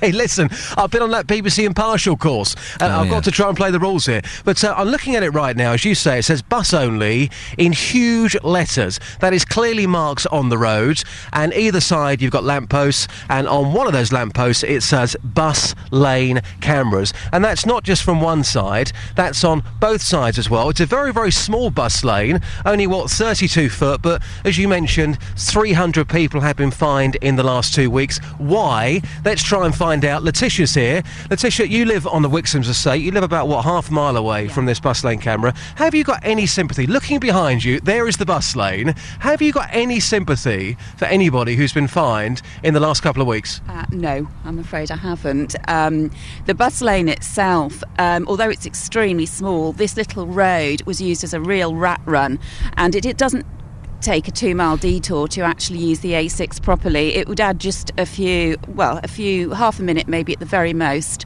And basically, this little lane here where the bus lane is, it allows access for the children to get to their catchment schools by bike and by foot. And people were actually using this, and driving terribly fast, 60, 70 miles an hour, just to save themselves half a minute. So you're delighted this is here? I'm really pleased. I mean, I'm interested to know, it's a huge amount of money, though, that they're making, and I'm very interested to know where that money's actually going. Well, Justin, can I interrupt you? Can I interrupt you and Letitia for a second? We have got Charles Royden on the line, who's the Deputy Mayor and Portfolio Holder for Environment and Transport at Bedford Borough Council. We'll come back to you in a second, Justin. Charles, there's a question from Letitia there. Where does this money go? All the money that we raise, we put back into road safety measures, so that across Bedford we're installing not just these cameras on bus lanes, but we're also installing average speed cameras in residential areas where we've got high levels of speeding.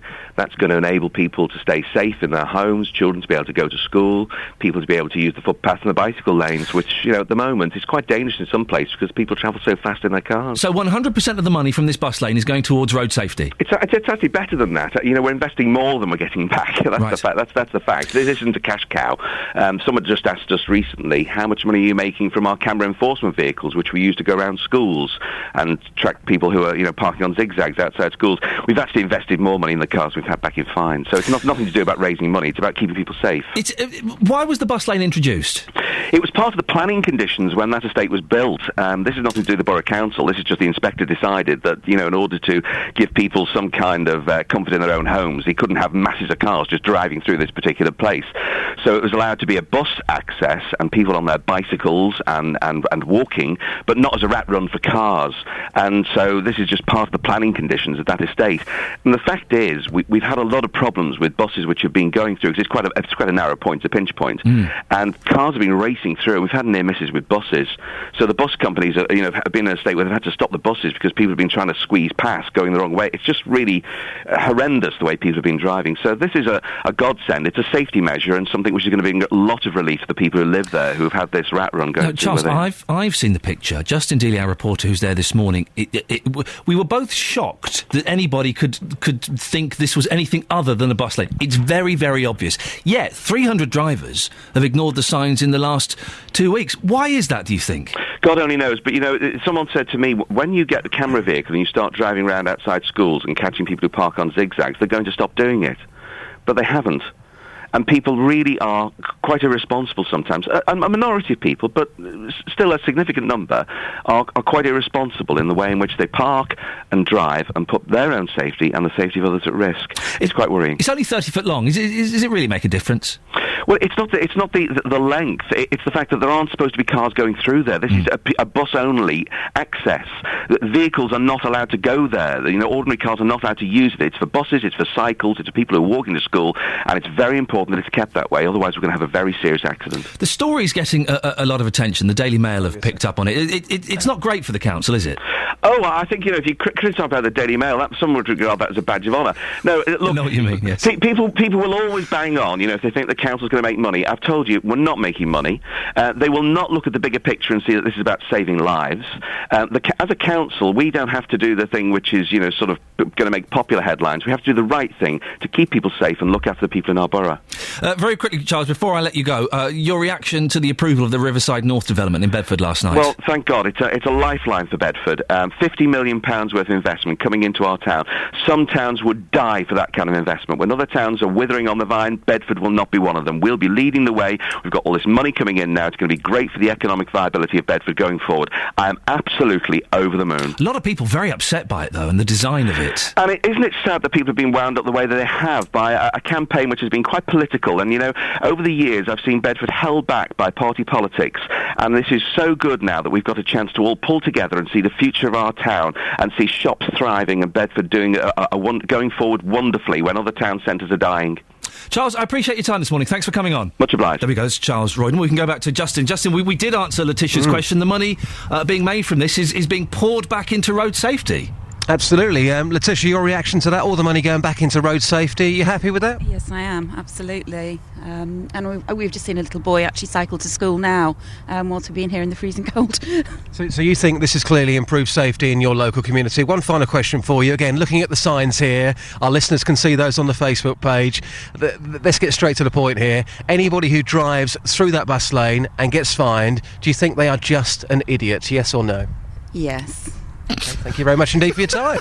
There you go. You can't put words into people's mouths. I didn't at all. I asked the question, yes or no. And this morning we heard from a driver earlier on, Ian, the signs are here. Yeah. The signs are here. We're going to try and find somebody later who's driven through this. Somebody just drove through it a moment ago. Yeah. But just to go back to a point about buses, I've been here since, 7:15 this morning, and it's a bus lane. I have seen one bus that's gone through that bus lane. Is that enough? I don't know. We've got some comments on Facebook. Trudy says, well, if the drivers can't read. Stephen says, that's a bus lane, that is. Mike, clear as day. Emma Jane says, a friend of mine got caught on camera there last week. Dimpner, it's crystal clear. People who drive in the bus lane deserve everything they get. Well. And Amy makes the point, I think it's clear, but that's not the point. It's cutting off access, meaning people have to drive 2 miles, which is just stupid. Now, I think this might be a Daily Mail myth. They don't have to drive 2 miles, do they? How big is the detour? Well, Letitia's here. Letitia, again, that question on the detour, the Daily Mail saying 2 miles, you're saying it's not a 2 mile detour, are you? No, absolutely not. If you were to basically not use this road at all, and you were to go from Wixham's into Bedford using the A6, it would honestly be it would be at the very, very most a quarter of a mile extra on your journey. Quarter of a mile, not 2 miles. Justin, do me a favour.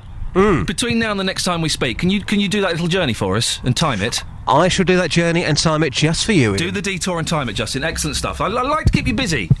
Yes, thank you, Ian. I know you do. Look at him. He's off for a cheeky fag. Justin, thank you very much indeed. 08459 455 555. We'll get him to do the detour. I'm suspicious of this claim in the Daily Mail that it's 2 miles and it adds, minutes to the journey. If you go and look at the Facebook page, facebook.com/BBC3CR. How can anybody not notice that's a bus lane? It says bus lane in huge letters on the floor. That section of road, that 30 feet of road, is a different colour. There are signs up saying it's a bus lane. Look, I'm looking at the picture now. There's a sign that says bus lane cameras. It's so obvious. It's so obvious. If you've been caught going through there in the past few weeks and you've had a little fine come through your letterbox, could you give me a call and tell me what on earth were you thinking? At what point did you think, do you know what? I know it says buses only. I know it says bus lane cameras, but I'm going to take that risk. I've got no sympathy for you whatsoever. 08459 455 555. If that's affected your journey in any way whatsoever, I'd love to hear from you this morning. You can also go to the Facebook page, facebook.com/BBC3CR. All right, let's get the travel news now with Sophie. Beds, Hearts and Bucks travel. BBC Three Counties Radio. Starting off, heading north on the M1, the accident has been cleared around Junction 8 at Hemel Hempstead, but it was causing problems back to around Junction 7, actually. But northbound, it's still looking busy, particularly at Hemel Hempstead at Junction 7, just the backlog there of the earlier issues. Now, London-bound on the M1, also fairly slow between 11 at Dunstable and 8 at Hemel Hempstead. And anti-clockwise on the M25, delays between 26 at Waltham Abbey and 25 at the A10 for Enfield. Also slow again, I'm afraid, between 21 at the M1 and 18 at Chorleywood, and also slow around around junction 16 at the M40. Everything else not too bad, a few usual delays, but nothing's going to hold you up for too long at all. Trains are looking good on the departure boards at the moment. Sophie Tyler, BBC Three Counties Radio. Coming up in the next hour, well, we just spoke to Charles Royden, who is Deputy Mayor of Bedford Borough Council. What do you think of this development that got the thumbs up last night? We'll be talking about that and also asking, what have you got stuck in? Here's the news with Serena. Getting beds, hearts and bucks talking. This is BBC Three Counties Radio.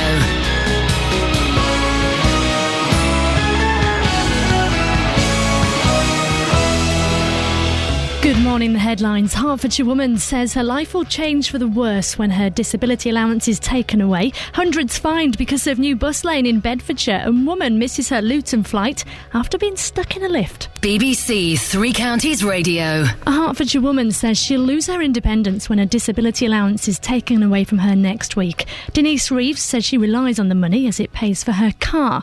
Well, next week, people who get DLA will be reassessed for a new benefit called Personal Independence Payment. Denise says being able to go out helps her a great deal because some days are worse than others. Oh, I can fall over quite a few times in the day, yes. It's rather unsettling. It occurs to me that we're going back to Dickensian times where it's a have and have-nots. Turning to Bedfordshire now, and nearly 300 people there have been fined for driving through a bus lane in the past 2 weeks. Enforcement cameras have been in place on the Bedford Road running out of the Wixham's estate near Wilstead. Charles Royden is in charge of transport at Bedford Borough Council. He says it was part of the planning permission when the estate was built. We've had a lot of problems with buses which have been going through, because it's quite a narrow point, a pinch point, and cars have been racing through. We've had near misses with buses in order to give people some kind of comfort in their own homes. They couldn't have masses of cars just driving through this particular place. So it was allowed to be a bus access and people on their bicycles and walking, but not as a rat run for cars. And we'll be hearing more on this story as reporter Justin Dealey will be there telling us more. Local people wanting to prevent land being built on behind their Luton homes say they'll fight on.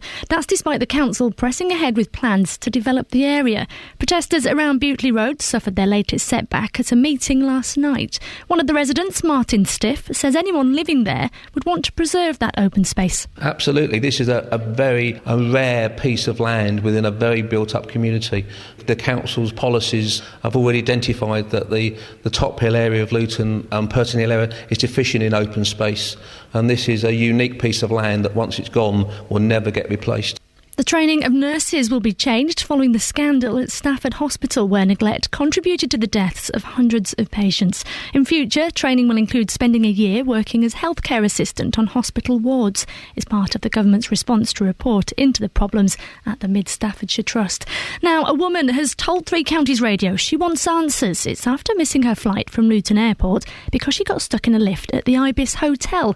Lynn Larson and her husband were due to go to Turkey for 11 days. We live in North Wales, so we travelled down to stay in this airport so we could get our flight because the flight was leaving at 6 in the morning. But we were stuck in the lift from about 4:15 till about 6:15. Well, Ibis Hotel has got in touch with us to say they apologise for the inconvenience and they're now looking into the matter and will be in contact with the guest to see how they can help. Sport then, and England managed to draw the final test and the series against New Zealand. They batted all day and closed on 315 for 9. Luton's Monty Panesar helped to save them. Weather, and it's going to be quite bitter out, dry though. Temperatures down to a little bit less than yesterday, 3 degrees Celsius. That's 37 in Fahrenheit. There's more news and sport online at bbc.co.uk/3 Counties. BBC Three Counties Radio, first for news.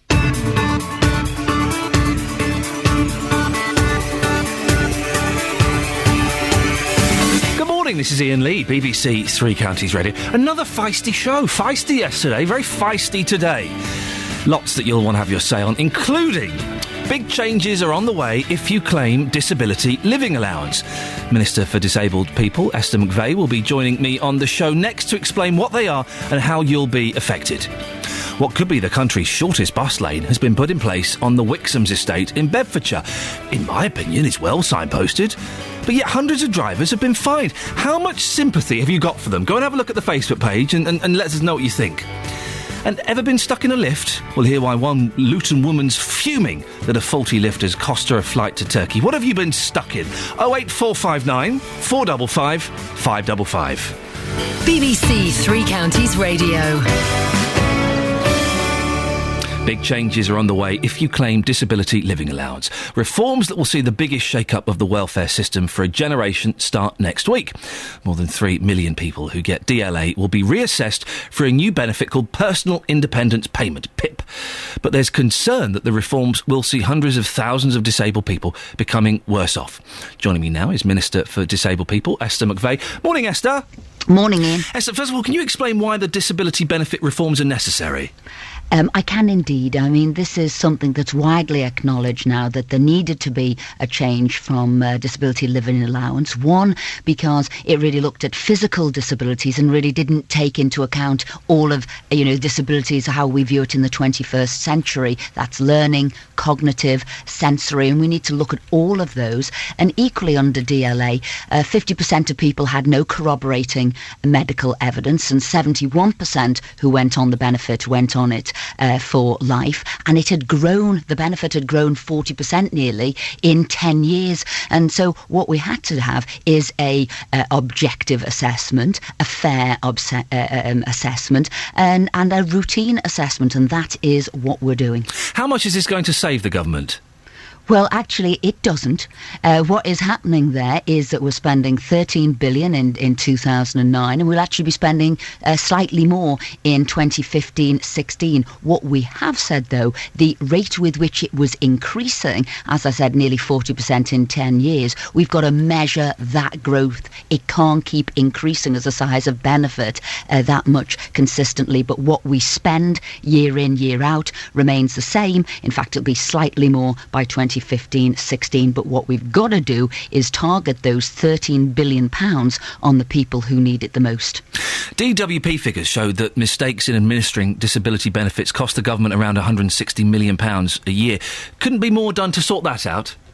Well, we're looking at all of that in its entirety. That is what we're getting right. We're looking at the assessment. We've changed that. We've undergone the biggest consultation ever, 2 years, to get this assessment right. And yes, we've got to get things right our end. We've got to get the assessment right. But most of all, we've got to give this money to the people who need it the most. And equally, this is a benefit you get whether you're in work or not in work, because it's not means tested, it's not taxed. It really is the money given to disabled people who incur extra costs in everyday living, getting around, getting washed, going out, getting bathed, all of those extra costs that are incurred just through living. It's not about work. It's a final question. Can you reassure listeners that disabled people who genuinely can't work will be protected? OK, well, this is not about work. This benefit is just to help you in everyday activities. So, yes, we will be supporting you. The money will be the same. And the other thing I want to say is the UK is a world leader at supporting disabled people. We spend £50 billion a year on benefits and support, and we'll continue to do so. That's a fifth higher than Europe, double America, 6 times more than Japan. We are world leaders. We're proud of that record, and we'll continue to be world leaders. Esther, thank you very much for joining me. That's Minister for Disabled People, Esther McVey. Across beds, hearts and bucks, this is Iain Lee on BBC Three Counties Radio. Well, listening to that is Chris Checkley, who's on the board of directors at the Centre for Integrated Living in Milton Keynes. Morning, Chris. Good morning. Chris, what did you think there listening to the Disability Minister? Well, I can understand why maybe that, there's a lot of money going out, but I don't think there's been enough information to people. There's so much fear going on. There's a lot of people, who drive mobility cars, who, if they lose their benefit, their DLA, will lose their car. And this may be their only means of getting themselves about. And it's finding out exactly who, and where is the line? Where does it stop? Who now will be accessible for a DLA? Well, Chris, do you accept that the new system will save money and it will mean that people who are less mobile will be entitled to higher payments? I don't think that will happen. I don't think they're going to be higher payments. I think that they'll cut back on it's the grey area. That's the people There are some people who are very severely disabled, and you couldn't say they're not. But there are others that may be, I think of your previous caller was saying she could be all right one day, and maybe the next day couldn't even get herself out of bed, because the disability is such. You could have a good day, you could go for your assessment, and you could seem perfectly okay, but then the next day you may not be. It's all according to your disability, I think. What are people saying to you about the changes? Well, I'm finding it's fear mostly. People are really, really worried. I mean, you go on the Spun Leaders message board, other places where disabled people get to chat, you'll find there is fear. There's fear of losing their independence. They don't know quite, how this assessment is going to affect them. Do you think the government has handled this well? No, I don't. I think, because as I say, if everything was really up front and you knew exactly who was going to get the benefits and who weren't and why they weren't going to get the benefits, I think then, there'd be a few more people who'd be able to rest in their beds at night, there's a lot going on in the disability world at the moment, which is causing a lot of problems. I mean, I think sometimes we feel as though we fought hard to get ourselves our independence, and now all of a sudden I feel as though we're going downhill. It's taken years to get there. And I think now because we're quite a minority, we're the easiest targets. That's how I feel. Chris, I appreciate your time this morning. Thank you. That's Chris Checkley, who's on the board of directors at the Centre for Integrated Living in Milton Keynes. This is Iain Lee on BBC Three Counties Radio. There's this bus lane. You should go facebook.com/BBC 3CR. Go and have a look at this bus lane, OK? It's on the Wixham's estate in Bedford.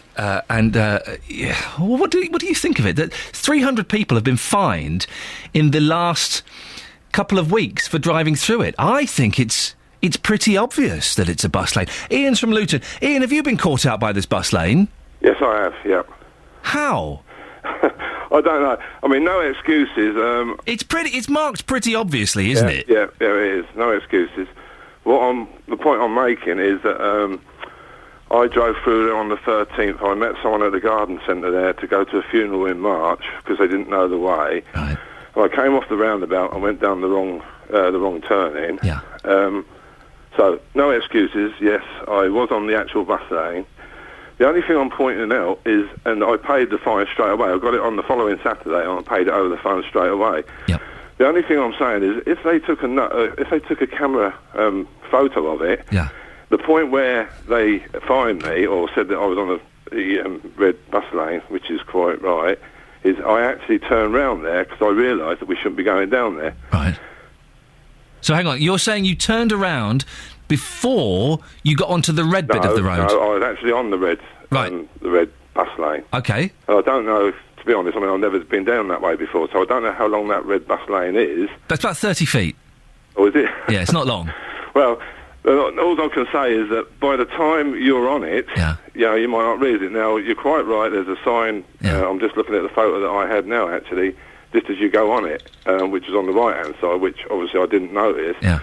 But I think there must be one further down on the left-hand side, because I think that's the point where I turned around and came back. Ah, I see. It's all very confusing. Ian, listen, thank you for that. I'm only cutting that short because Justin Dealey, our bus lane correspondent, is there. Justin, earlier on in the show, we asked you to do the diversion that this bus lane causes. That I think the Daily Mail says it's something like 2 miles, and it can take ages. How long is that diversion? How long did it take you?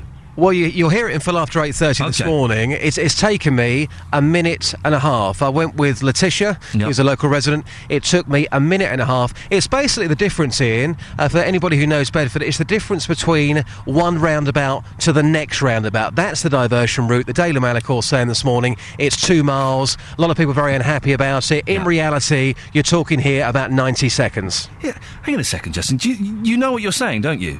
I do. You're saying that the Daily Mail may have exaggerated a story to make it sound a bit worse and get Middle England angry? Oh, yes. Is that what you're saying? People are furious about it. I mean, actually, I've just been into the local shop here at Wixham's in Bedford, and most people are saying to me, you know what, the signs here have been here since day one. Yeah. It's only recently that the cameras have been activated, so everybody knows that buses have used this route, and nobody can really understand why so many people are going through it and getting fined. It's interesting that they put the cameras up a while after, you know, the signs were up there before. It's almost like they're easing you in gently, which seems a very generous thing for a council to do. It's a very, very similar situation to Hemel Hempstead. Of course, a lot of people are very happy about that. That, for years, was always a bus lane. It always was a bus lane. Suddenly, they switched the cameras on. People have been using that route for years, and then suddenly they get fines, and they don't really understand it. So I can see similarities again between the two, but this has got to be probably the shortest bus lane I've ever seen in my life. A good 32 foot, and that is your lot on this bus lane. Justin, thank you very much indeed. We'll speak to you later on. I wonder what he was doing in that local shop. 08459 455 555 814. Let's get the travel news now. Here's Sophie Tyler. Beds, Herts and Bucks travel. BBC Three Counties Radio. Northbound on the M1, still looking slow between 7 at the A414 and 8 at Hemel Hempstead, not helped by the earlier accident. And London bound as well, more delays between junction 12 at Flitwick and 9 at Redbourne. Going to take you nearly an hour to get through that stretch, I'm afraid. And also delays on the M25 anti-clockwise, where you'd expect, between 26 at Waltham Abbey and 25 at the A10 for Enfield. Again, between 18 at Chorleywood, and also so between 19 at Watford and 16 at the M40. Now southbound on the A1, also looking slow between the St Neots Junction and the Black Cat roundabout, and the Barnet bypass again slow between Stirling Corner and Mill Hill Circus, and some delays on the A10 as well, heading south through Enfield, particularly around Bullsmore Lane. Everything else really not causing too much of a problem. Trains are looking good on the departure boards. Sophie Tyler, BBC Three Counties Radio. Sophie, thanks very much indeed. Morning, it's 8:16. It's Tuesday, the 26th of March. I'm Iain Lee, and these are your headlines on BBC Three Counties Radio. A Hertfordshire woman says she'll lose her independence when her disability allowance is taken away from her next week. New bus lanes causes confusion for 300 drivers in Bedfordshire who've been left with fines. In cricket, England have drawn in the final test thanks to Luton's Monty Panesar in the closing stages. The weather today for Beds, Herts and Bucks. Bitter wind. Oh, it's bitter out this morning, but staying dry. Colder than yesterday, with temperatures dropping to 3 degrees. Coming up, a proposal to radically redevelop the riverside in Bedford has been narrowly approved at a council meeting. We'll get the views of the local residents and developers before 8:30. I know a lot of you wanted to have your say yesterday. You can have your say again this morning. 08459 455 555. BBC Three Counties Radio. Every weekday from 3, Roberto Perrone with the best local news stories. There's a sporting story emerging. Paul Buckle has left Luton Town Football Club by mutual consent. The owners of the Centre MK have withdrawn a part of an application regarding the Primark development. Local talking points. The Hertfordshire Police and Crime Commissioner, Mr David Lloyd, has a plan to get sponsorship for police cars. The best local travel. There's been another day of disruption on the Thameslink line today. We were like evacuating from the train and we had to go back to Ratchet, and now we're waiting for the bus. Roberto Perrone, every weekday from 3 on BBC Three Counties Radio. Boom! Chakatan. Sorry? Isn't that what you say? Hang on a second, just give me that again. So the government... Oh no, hang on a second. Who's that? That wasn't me. Let's try it again. Boom! Chakatan. No? Hello? Anybody there? They've all gone. They've all gone. Everyone's left. I had a marvellous evening last night. I was grumpy. I'd had a long day with the kids, and I remembered I had to book my speed awareness course. I've been a naughty boy. Haven't you? But to cheer myself up while booking my speed awareness course, I listened to you. I listened to your consumer hour. I'm a favourite of the criminals. I bet you are. Prisons all over Beds, Herts and Bucks have me piped in. It's part of the punishment. I've never been piped in prison. I wonder what that's... wonder what that's like. I wonder if we could make that. Anyway, you got me. You calmed me down a lot. Really? You did actually, and I thoroughly enjoyed it. When's Tim back? I missed him. He's not very well. Oh dear, has he got problems? He's close to death. Oh dear. Hopefully he'll cling on. I don't know, he might be back tomorrow. It depends when he's better, really. Oh, I liked him. You liked him? Well, that's not very... Poor Sophie, she stepped into the breach at the last minute yesterday. I like Sophie as a human being. I just think that for your show, she's a bit common. Oh... And I don't take that the wrong way at anybody, please. But I just think she's a little bit common. And I think that Tim brings a certain class to the show that is missing. That is missing at the moment. So apologies to Sophie, apologies to you. I was going to say, thanks a lot. I now have to go upstairs and see poor Sophie. Well, what you're doing... What am I going to say to her now after she'll say, what, am I too common? That's what she'll say. What am I supposed to say to cheer her up? How do I get her out of that one? Well, how does she talk again? Well, she can't talk like that, don't she, Sophie? Like what? What? What I'm trying to say is, I just think maybe you could do your show 9 to 11 because I can't really listen. I'm busy, Facebooking, and then the last hour. Why don't you operate the phones and let Tim do the show? Present the show. Well, I could do. Could be an idea.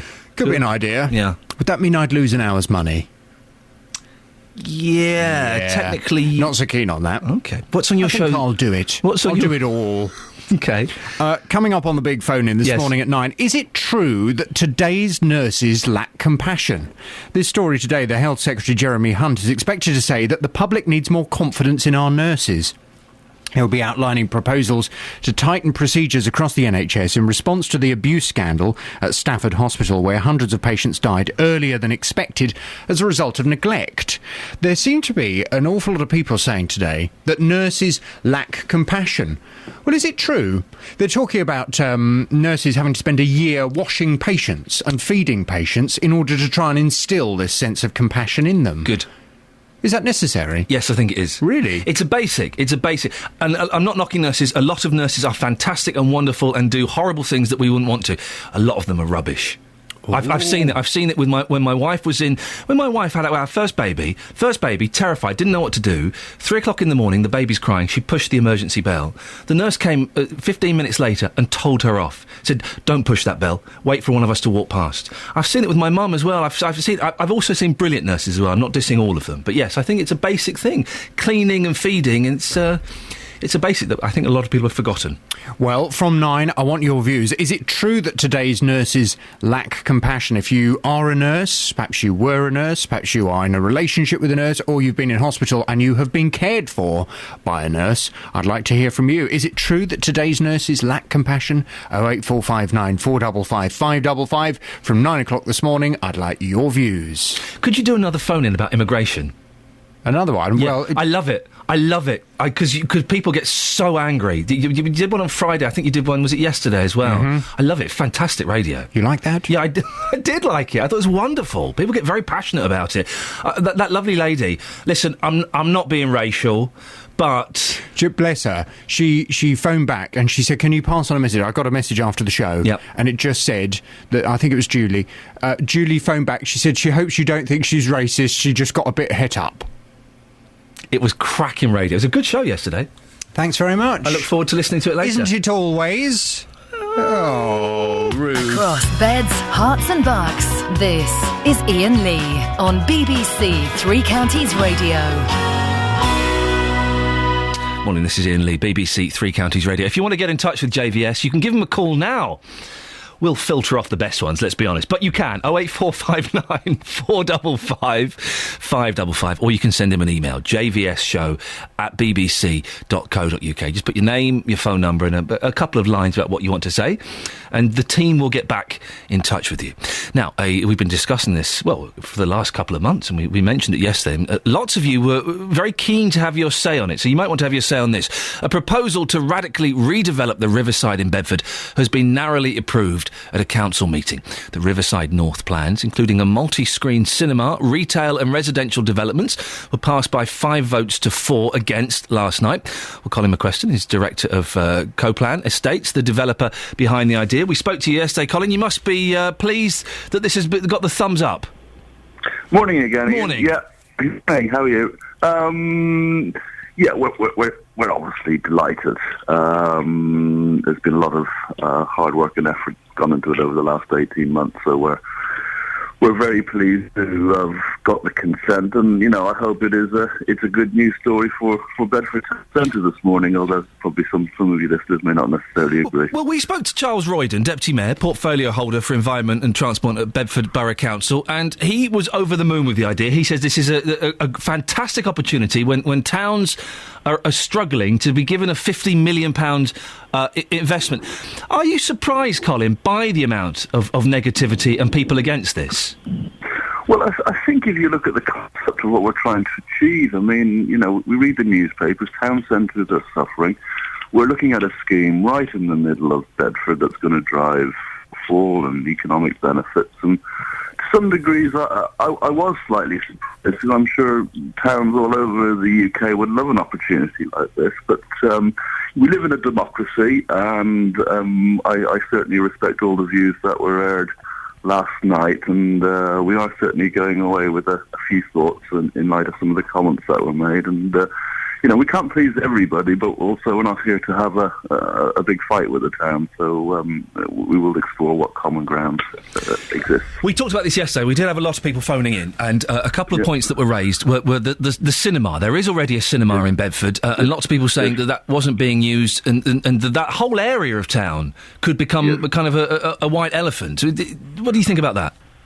Well, I hope that redevelopment of this site act as a catalyst and maybe encourage other owners to also embrace redevelopment and improve their site. I think Bedford doesn't have a proper cinema offer. I don't think that is offered by the out of town scheme, and I think we've got the River restaurant cinema within the town is good. If this acts as a catalyst for the owners of the out of town parks that sits on a beautiful site by the river to in turn look at potentially redeveloping their site, I think that's exactly what we want to achieve. Colin, what happens next? How does this proceed? Well, planning is an important milestone, and it sends a very good message out to the market that we deal in, that Bedford's open to trade. So we've got a couple of other agreements. We do need to fund it, and I think we all read the paper that it's still in a challenging funding environment. But a challenging funding environment? That means you ain't got the money. Well, I think that the money is there, and I think by virtue of having a planning consent and a number of pre-lets in place, that does get you a long way down the line to bringing in a funding partner. We've been speaking to various funding partners up till now. We know they're interested, so I think we need to secure the necessary funding, and we hope to start on site early 2014. OK, Colin, listen, I appreciate your time again. No doubt we'll speak about this as the project proceeds. Colin McQueston, Director of Co-Plan Estates, the developers behind the Riverside North plans. Across beds, hearts and bucks, this is BBC Three Counties Radio. A cracking story this morning about a couple that got stuck in a lift at a hotel near Luton Airport, and they missed their flight. They were stuck in there, I think, for about an hour and a half. They missed their flight to Turkey. I'm asking you this morning, what have you been stuck in? Doesn't need to... It's been divided between lifts and bathrooms. That seems to be the main thing. 08459 455 555. Give me a call. Got 30 minutes of the show left. What have you been stuck in? If you missed the call at about 20 past 6 this morning, a gentleman got stuck in his bathroom in just his pants, and in trying to escape, cut himself, got covered in blood, jumped out the window, ran around the back, stole someone's garden furniture and climbed in, all in his pants on a summer's eve. 08459 455 555. A couple of texts here. Jill says, I was stuck in a lift, age 13. I've not been in one since. That was 34 years ago. How do you go 34 years without travelling in a lift? So you've not been in a lift since 1979? How is that possible in 21st century Britain? And Lynn says, What? You want me to read this out? My dog locked herself in the loo. It was one of those sideways switch locks. She jumped up and knocked it. Hubby's a joiner, luckily. I left the dog in there, taught it a lesson. What have you been stuck in? 08459 455 555. You can text 81333, start your text 3CR, or you can go to the Facebook page, facebook.com/BBC3CR. The best way to get in touch. Look, all of the phone lines are free, so if you give us a call now, you're pretty much certain to get on the air. 08459 455 555. Here's the travel news now with Sophie. Beds, Hearts and Bucks travel. BBC Three Counties Radio. London bound on the M1, we're still looking at delays of around an hour between at junction 13 at Bedford all the way through now to 9 at Redbourne. Speed down to around 20 miles an hour. And anti-clockwise on the M25, 20-minute delays between 18 at Chorleywood and 16 at the M40.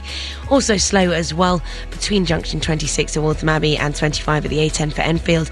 Everything else not looking too bad. A little bit slow on the A1, particularly at the Barnet bypass between Stirling Corner and Mill Hill Circus. And the A10 through Cheshunt heading south, also slow with delays of nearly half an hour between Townford and Winston Churchill Way. Everything else not too bad at all. Trains still moving nicely. Sophie Tyler, BBC Three Counties Radio. Thank you very much, Sophie. Right, let's get the news and sport now with Serena. Getting beds, hearts and bugs talking. This is BBC Three Counties Radio. Good morning. A Hertfordshire woman says she'll lose her independence when her disability allowance is taken away from her next week.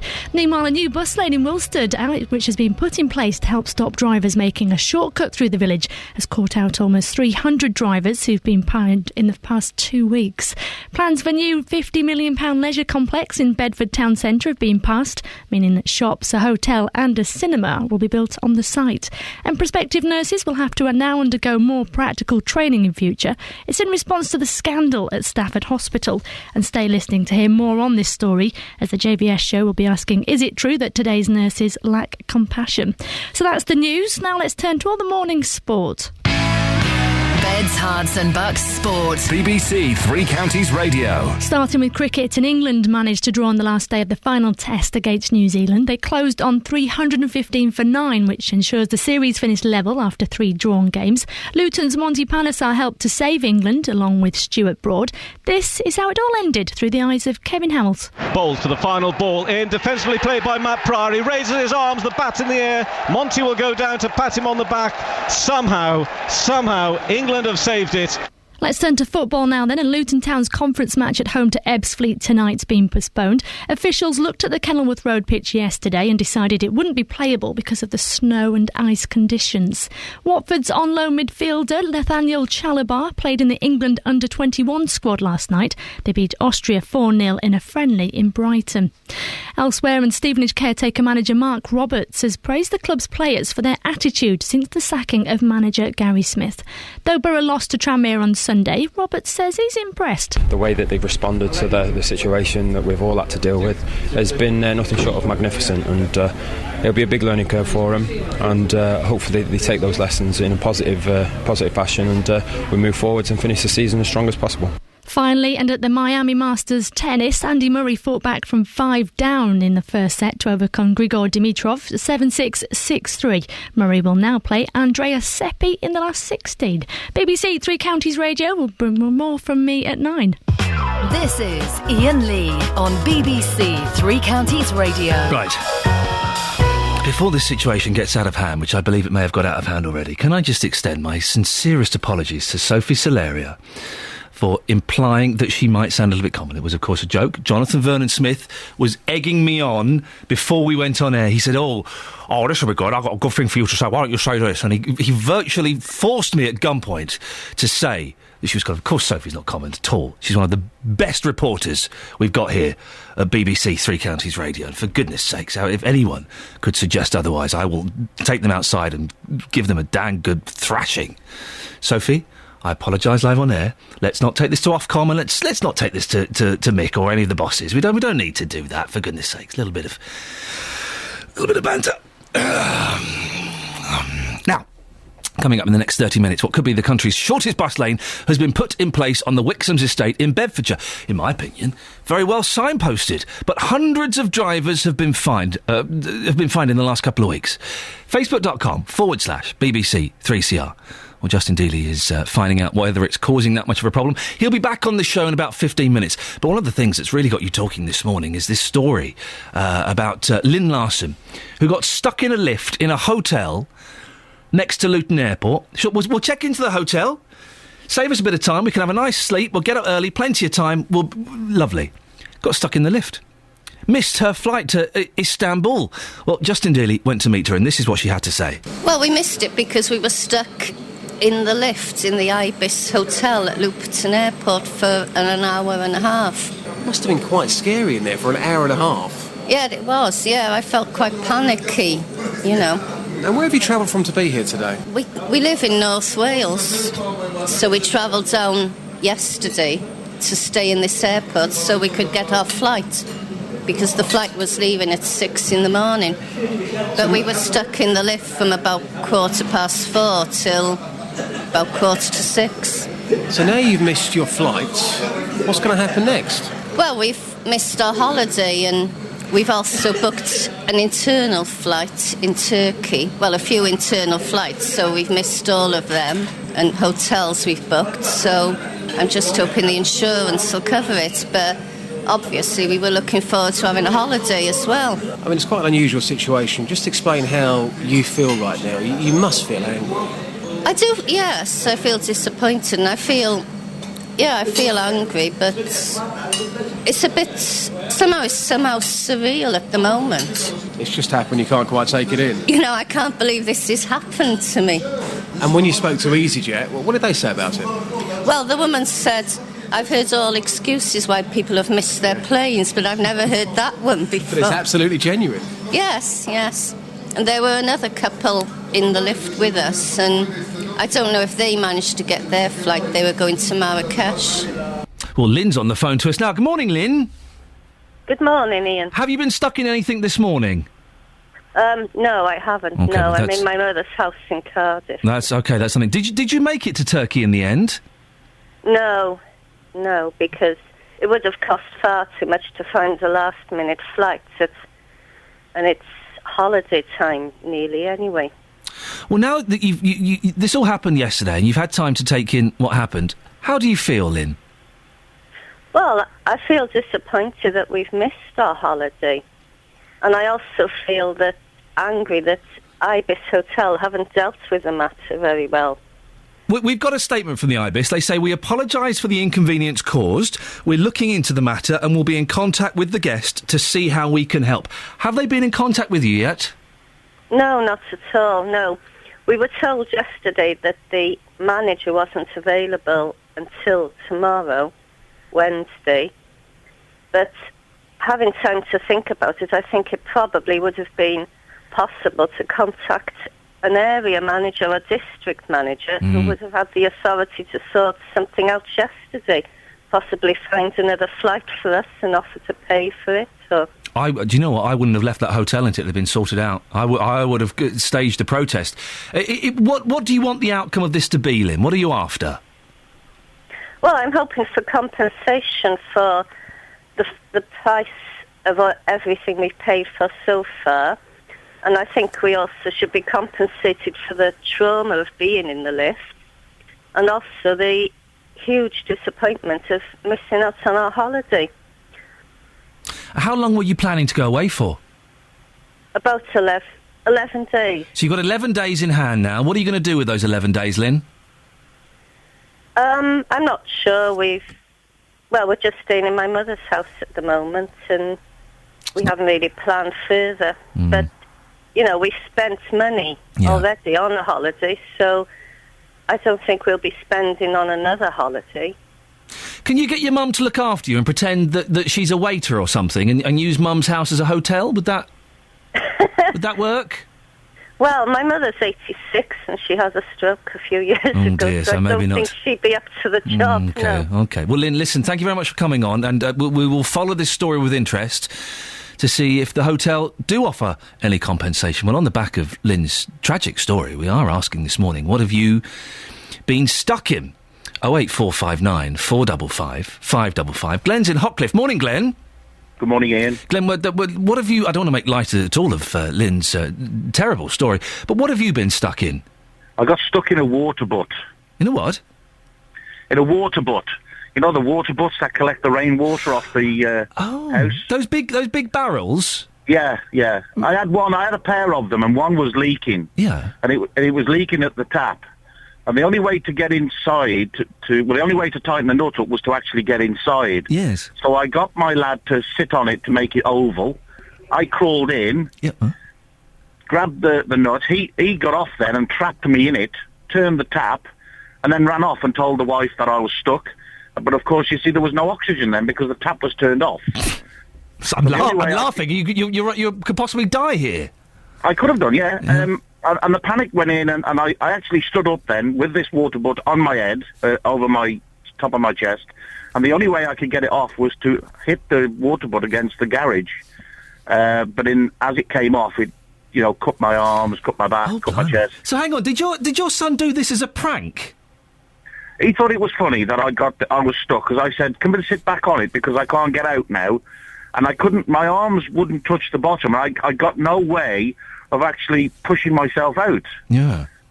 So it was quite scary for a bit, but there was a funny side to it. Did your son take a photograph of this?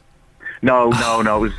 I know what you're saying. opportunity. It was a long time ago. There was never had digital cameras then, but I'm sure if he had a digital camera or a digital device, he would have taken pictures. You'd be on YouTube now, Glenn. You'd be a YouTube sensation. Has this given you a fear of water butts? No, not at all. Not at all. Good, Glenn. Listen, thank you very much indeed. What a prank to play on your dad. Yeah, I'm going to almost kill Dad. And again, I've seen that in a cartoon. A fella stuck in a barrel, bashing against the wall to try and knock it off. That's in a Roadrunner cartoon, isn't it? 08459 455 555. What have you been stuck in? Jan's in Luton. Morning, Jan. Hello. Jan, I hope your story doesn't involve a near-death experience. Well, no, but it does involve a 3-year-old son. Okay. And I was in the toilet, and it was in the morning, and, I was getting ready to go to work. And so he decides to lock the toilet door. And the lock was on the outside. Yeah. And he thought it was a hilarious joke, and he was laughing away. And I was getting, trying to be very, very cross with him. Now, open the door, But no, he wouldn't. And so I couldn't get out of the window. And so I shouted, and the landlady upstairs, she heard me. So finally she let me out. My son is now 50, and he still finds it hilariously funny. So was there mounting terror in you, Jan? Did you kind of think this is not a dignified way for it to all end? Oh, I know. I thought, how long am I going to be here? Will anyone hear me? Oh dear. So yeah. But you managed to escape, which is exciting. Well, yes. I believe you've also got a view on the Butley Road development we've been talking about. Nobody's mentioned the decibel count, and I actually lived in Green Court, a multi-storey block. Let me just explain, for those who maybe aren't up to speed with this story, this is the patch of green land that people applied for it to be a village green. That was turned down, and they're now going to be building houses on there. Yes, that's right. And the thing is that Green Court is quite close to the motorway, and that stretch of green land is even nearer. And if they build houses on it, then, the decibel count is going to be even higher for them. And, I think that Martin Stiff should bring this up as a point. Have the builders considered, the decibel count? Okay. Well, this is Jan. Listen, thank you for raising that point. This is something that we will be following as it progresses, and I'm sure we will mention that at some point. 08459 455 555 is the telephone number. If you want to give us a call, you can do. We're asking. And there's an interview with Martin Stiff after the travel is there. We will have Martin Stiff on. We will put that very question to him, Jan. Thank you very much indeed. What have you been stuck in? 08459 455 555. It turns out most of you have been stuck in toilets. What on earth are you lot up to, for goodness sakes? Hey, look, go to the Facebook page and look at this picture of this bus lane that's in the Wixham's estate, or it's the entrance to the Wixham's estate. The Daily Mail have pounced on this story. They may have used a little bit of Fleet Street magic to make it sound more exciting than it is. They're saying the detour is miles and will take you ages to get through this detour. Well, Justin Dealey, we'll be speaking to you later on. He claims it took 90 seconds for him to do that. We've got a picture of the bus lane after 300 people have been caught and fined in the last couple of years. We're asking, have you got any sympathy for them? Well, Adam Croft on Facebook says, it clearly says it's a bus lane and that there are cameras. It's not up to drivers to decide where they can and can't drive or to say what's stupid. The only stupidity is from the drivers who flout obvious signs and warnings, then whinge when they get a fine. Chris Warren says, it's a bus lane, read your highway code. Amy says, making everything but buses drive an extra 2 miles to get into an entrance to the estate. Did I read that right? We're supposed to be cutting CO2 emissions, are we not? Mark says, how is this news? The bus lane has been there for over 2 years. The only addition is the camera, as people refuse to take notice of the signs. Typical Bedford on Sunday story, making something out of nothing. This was in the Bedford on Sunday. And Alistair says, storm in a teacup. I've lived in Wixham for a year. It's been a bus lane for all that time. And even when viewing properties there 18 months ago, I knew it was a bus lane. The only thing which has changed is the cameras, which now means police don't have to wait down there to stop people using it. It's not a 2-mile detour. And having followed people out of the village, them using the bus lane and myself the designated rows, it's certainly no quicker using the bus lane. 08459 455 555. Right. Travel news now. Here's Sophie Tyler.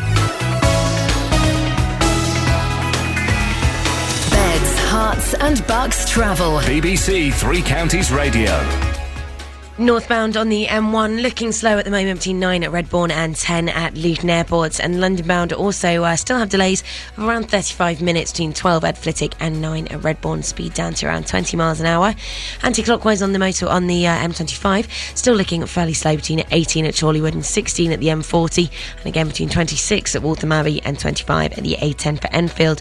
Everything else not too bad, a little bit slow on the A10, still heading through Enfield and Cheshunt, and also the A1 at the Great North Road, also fairly slow through Tempsford. Nothing that's going to hold you up out on the roads for too long though this morning, and the trains are looking good on the departure boards as well.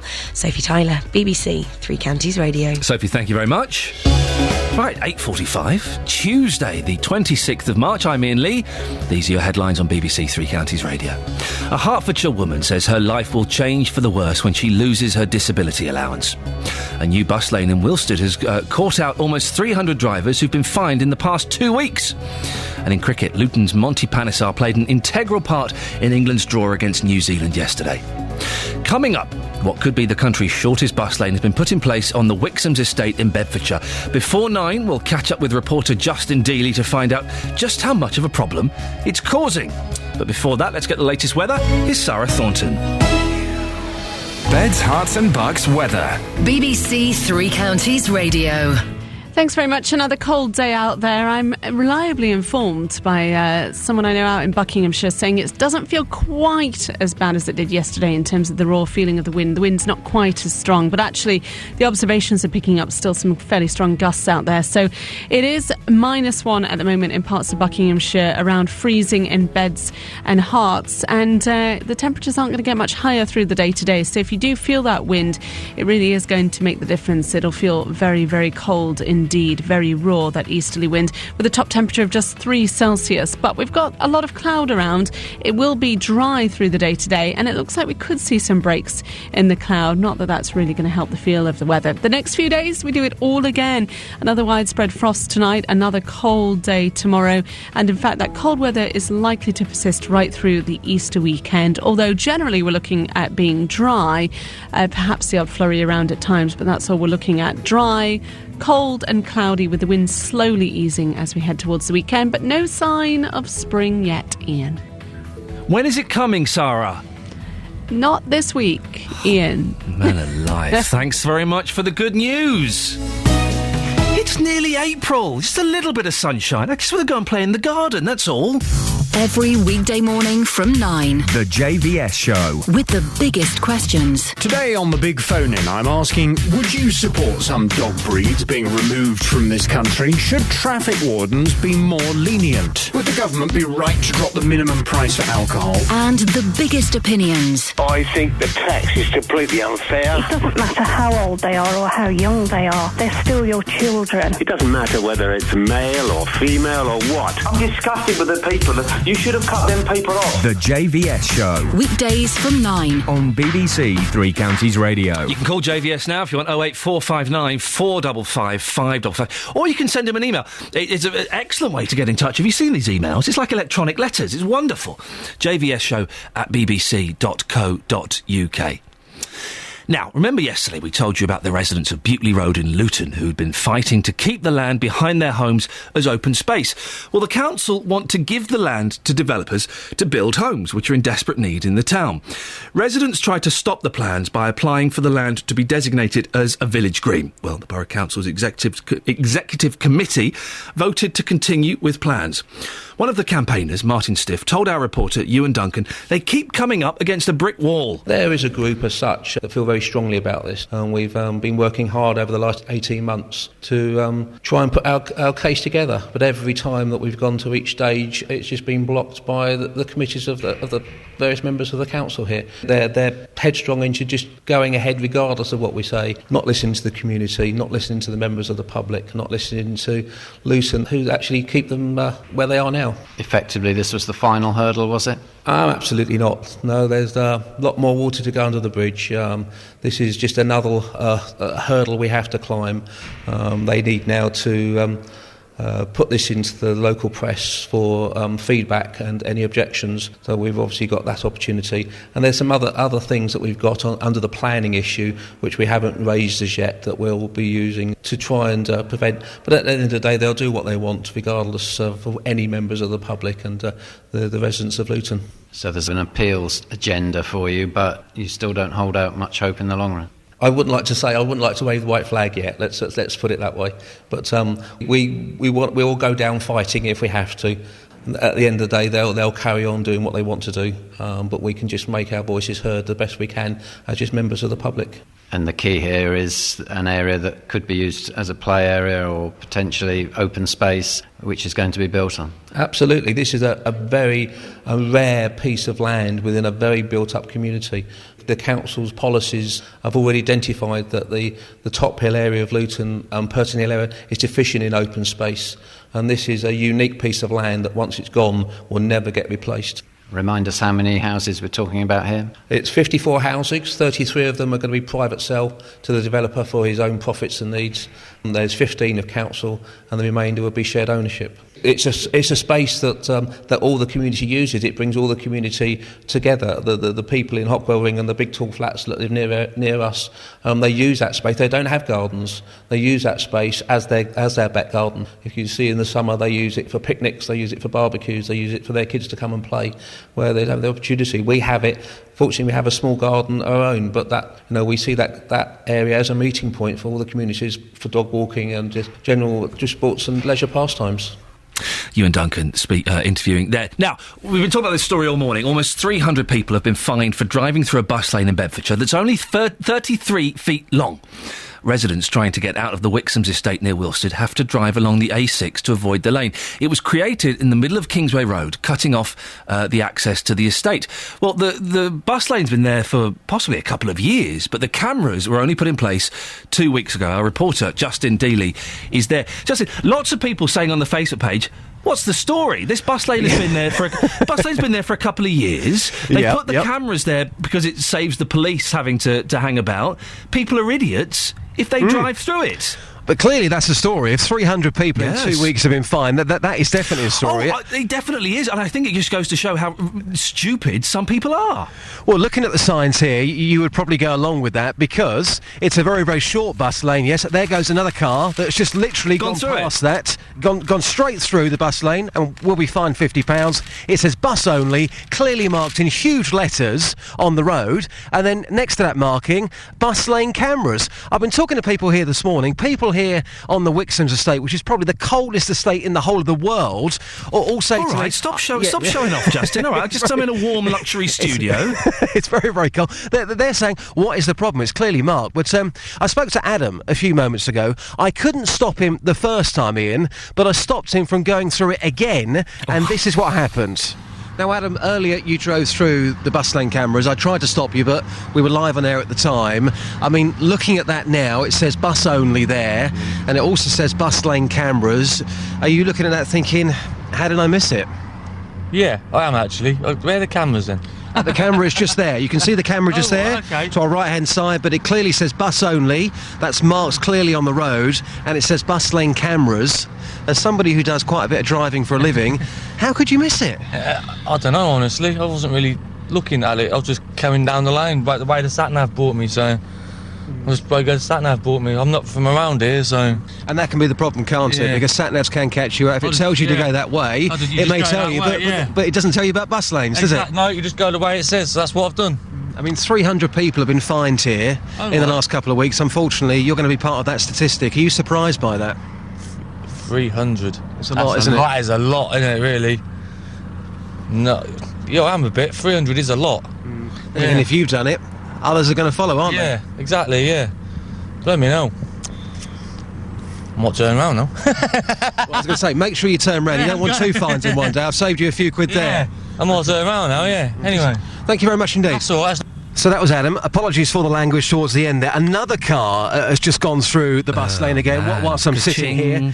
Ka-ching, absolutely, for Bedford Borough Council. And just one more for you, Ian. This is Caroline. Now, I managed to stop her before she went through this bus lane camera and was fined £50, and this is what happened. Caroline, I've just jumped out into the middle of the road. I've risked my life. I've saved you a few quid. You're about to go through that bus lane camera. You've seen the signs now. How could you have missed it? Well, I think really I just follow other people. Other people come down here and I just do what they do, really. I mean, looking at the signs, it says bus only as well. Do you, looking at that, and I'm not trying to make you feel stupid here, but looking at that now, do you almost feel a bit silly because you very nearly went through it and you would have gone through it had I not stopped you? Well, yes, I do, because obviously they're there and you can see them. Yeah. But I suppose, as I say, it's just something I do because other people do it. Yeah. And, I've done it for quite a long time, really. Well, 300 people have been fined in the last 2 weeks, so that won't surprise you. Now I've saved you that fine/penalty. When are you going to take me out for a drink? Oh, I don't know about that. Oh, thank you. Right, I won't stop you again. Justin Dealey exploiting your position at the BBC, for goodness sakes. Listen, Justin, I've got to move on because we've got a couple of calls to squeeze on. Excellent stuff. But I think you need to file a health and safety if you're going to jump in front of cars, for goodness sakes. Just ending that because I want to speak to John in Milton Keynes. Morning, John. Morning, Ian. How are you, mate? Yeah, I'm fine, thank you. Also, Susie in Milton Keynes. Morning, Susie. Morning. Do you know John at all? I don't think so. OK, well, listen, you've both been stuck in something. We've got a minute each. John, what have you been stuck in? I've been stuck in a submarine. Oh. Honestly, it was in Germany. It was an old World War II submarine. They have it as an exhibit. Yeah. And I remember you could walk onto it from the side because they cut a doorway out from the side. Yes. And there was a very, how can I put it, a very large American woman and her husband. Okay. When we got inside, you know the little hatchways that are inside the submarine? Yes. She couldn't get her leg over the ledge. It was a 1.5 foot high, and we were stuck behind her for must be 10 minutes. Those submarines are claustrophobic, aren't they? They are claustrophobic, you would not believe. And you know what? Yeah. If her husband wasn't there, I was so tempted to climb up to hold on to a railing and basically to kick her over, to kick her through. John, you can't do that. You can't kick fat Americans. Oh, you know, I really felt like doing it. I was livid, absolutely livid. And I started sweating as well. I was sweating for 10 minutes. We've all been tempted, John, but you cannot kick fat Americans. Learn that lesson. Susie, can you beat John being stuck in a submarine? What have you been stuck in? Oh, definitely. Not the tall green bins, Ian. You know, the big, Biffa bins? The big Biffa bins. I know the Biffa bins, yes. I used to play in them as a kid. I did. Yeah, exactly. Well, behind a charity shop in Milton Keynes, what they used to do, they used to fill them bins up with the stuff that they didn't want. Yeah. Well, the stuff the charity shop are throwing away. Wow. Yeah, but it was a good top-notch charity shop. Yes. Anyway, I decided one summer afternoon I was a bit bored and I thought, I'll go and have a look what's in the charity bin. Why not? And was there a fat American in there? No fat Americans. No, because I'm sure I wouldn't have got in it myself. No. Anyway, with me only being 4'11.5", I had to hitch myself up because it was quite empty. Yeah. And as I did that, I fell head first into it with the lid closing on me. Oh, no. Now, I've stood at the bottom, pushed the lid up, and I'm shouting for help. I felt like a little meerkat. Yes. Because all you could see was my little head. So did someone come and find you in there? They chucked away some cardigans. It was a nice policeman. Oh dear. I know. And how did the policeman get you out of the biffa bin? Basically, he hitched me out, and he was laughing that much, he dropped me. And I said so much about health and safety. We have to end it there, Susie. John, thank you so much. She's 4'11". She got stuck in a biffa bin. Policeman pulled her out and dropped her. Oh dear. What a marvellous ending to the show. I've gone a little bit like Ted is. John and Susie, both of you, thank you very much. Marvellous stories. Right. Oh, let's get the travel news now. Here's Sophie. Beds, Hearts and Bucks travel. BBC Three Counties Radio. Heading east on the A414, still looking fairly heavy at the moment, heading through Hemel Hempstead. One lane closed there following an accident between junction 7 of the M1 at Hemel Hempstead exit and the A414 at the Park Street roundabout. Now elsewhere on the motorway, still looking busy heading north on the M1 between 9 at Redbourne and 10 at Luton Airport. London bound still have delays of around 35 minutes actually, between 13 at Bedford and 9 at Redbourne, and anti-clockwise on the M25. Also still slow between 26 at Waltham Abbey and 25 at the A10 for Enfield, and 18 at Chorleywood and 16 at the M40. Everything else really not looking too bad at all at the moment. All seems to be moving fairly nicely. Trains are looking good. Sophie Tyler, BBC Three Counties Radio. Thank you, Sophie. Excellent stuff as always. What a lovely way to end the show with a 4'11" woman stuck in a biffa bin being rescued and then dropped by a police officer. Good work. Back tomorrow at 6. JVS is up next. Until tomorrow, ta-ta. Getting beds, hearts and bucks talking. This is BBC Three Counties Radio. Thank you, Iain. Good morning. Welcome to the JVS show. I'm Jonathan Vernon-Smith. It's Tuesday, and on today's Big Phone-In, I'm asking, is it true that today's nurses lack compassion? Today, the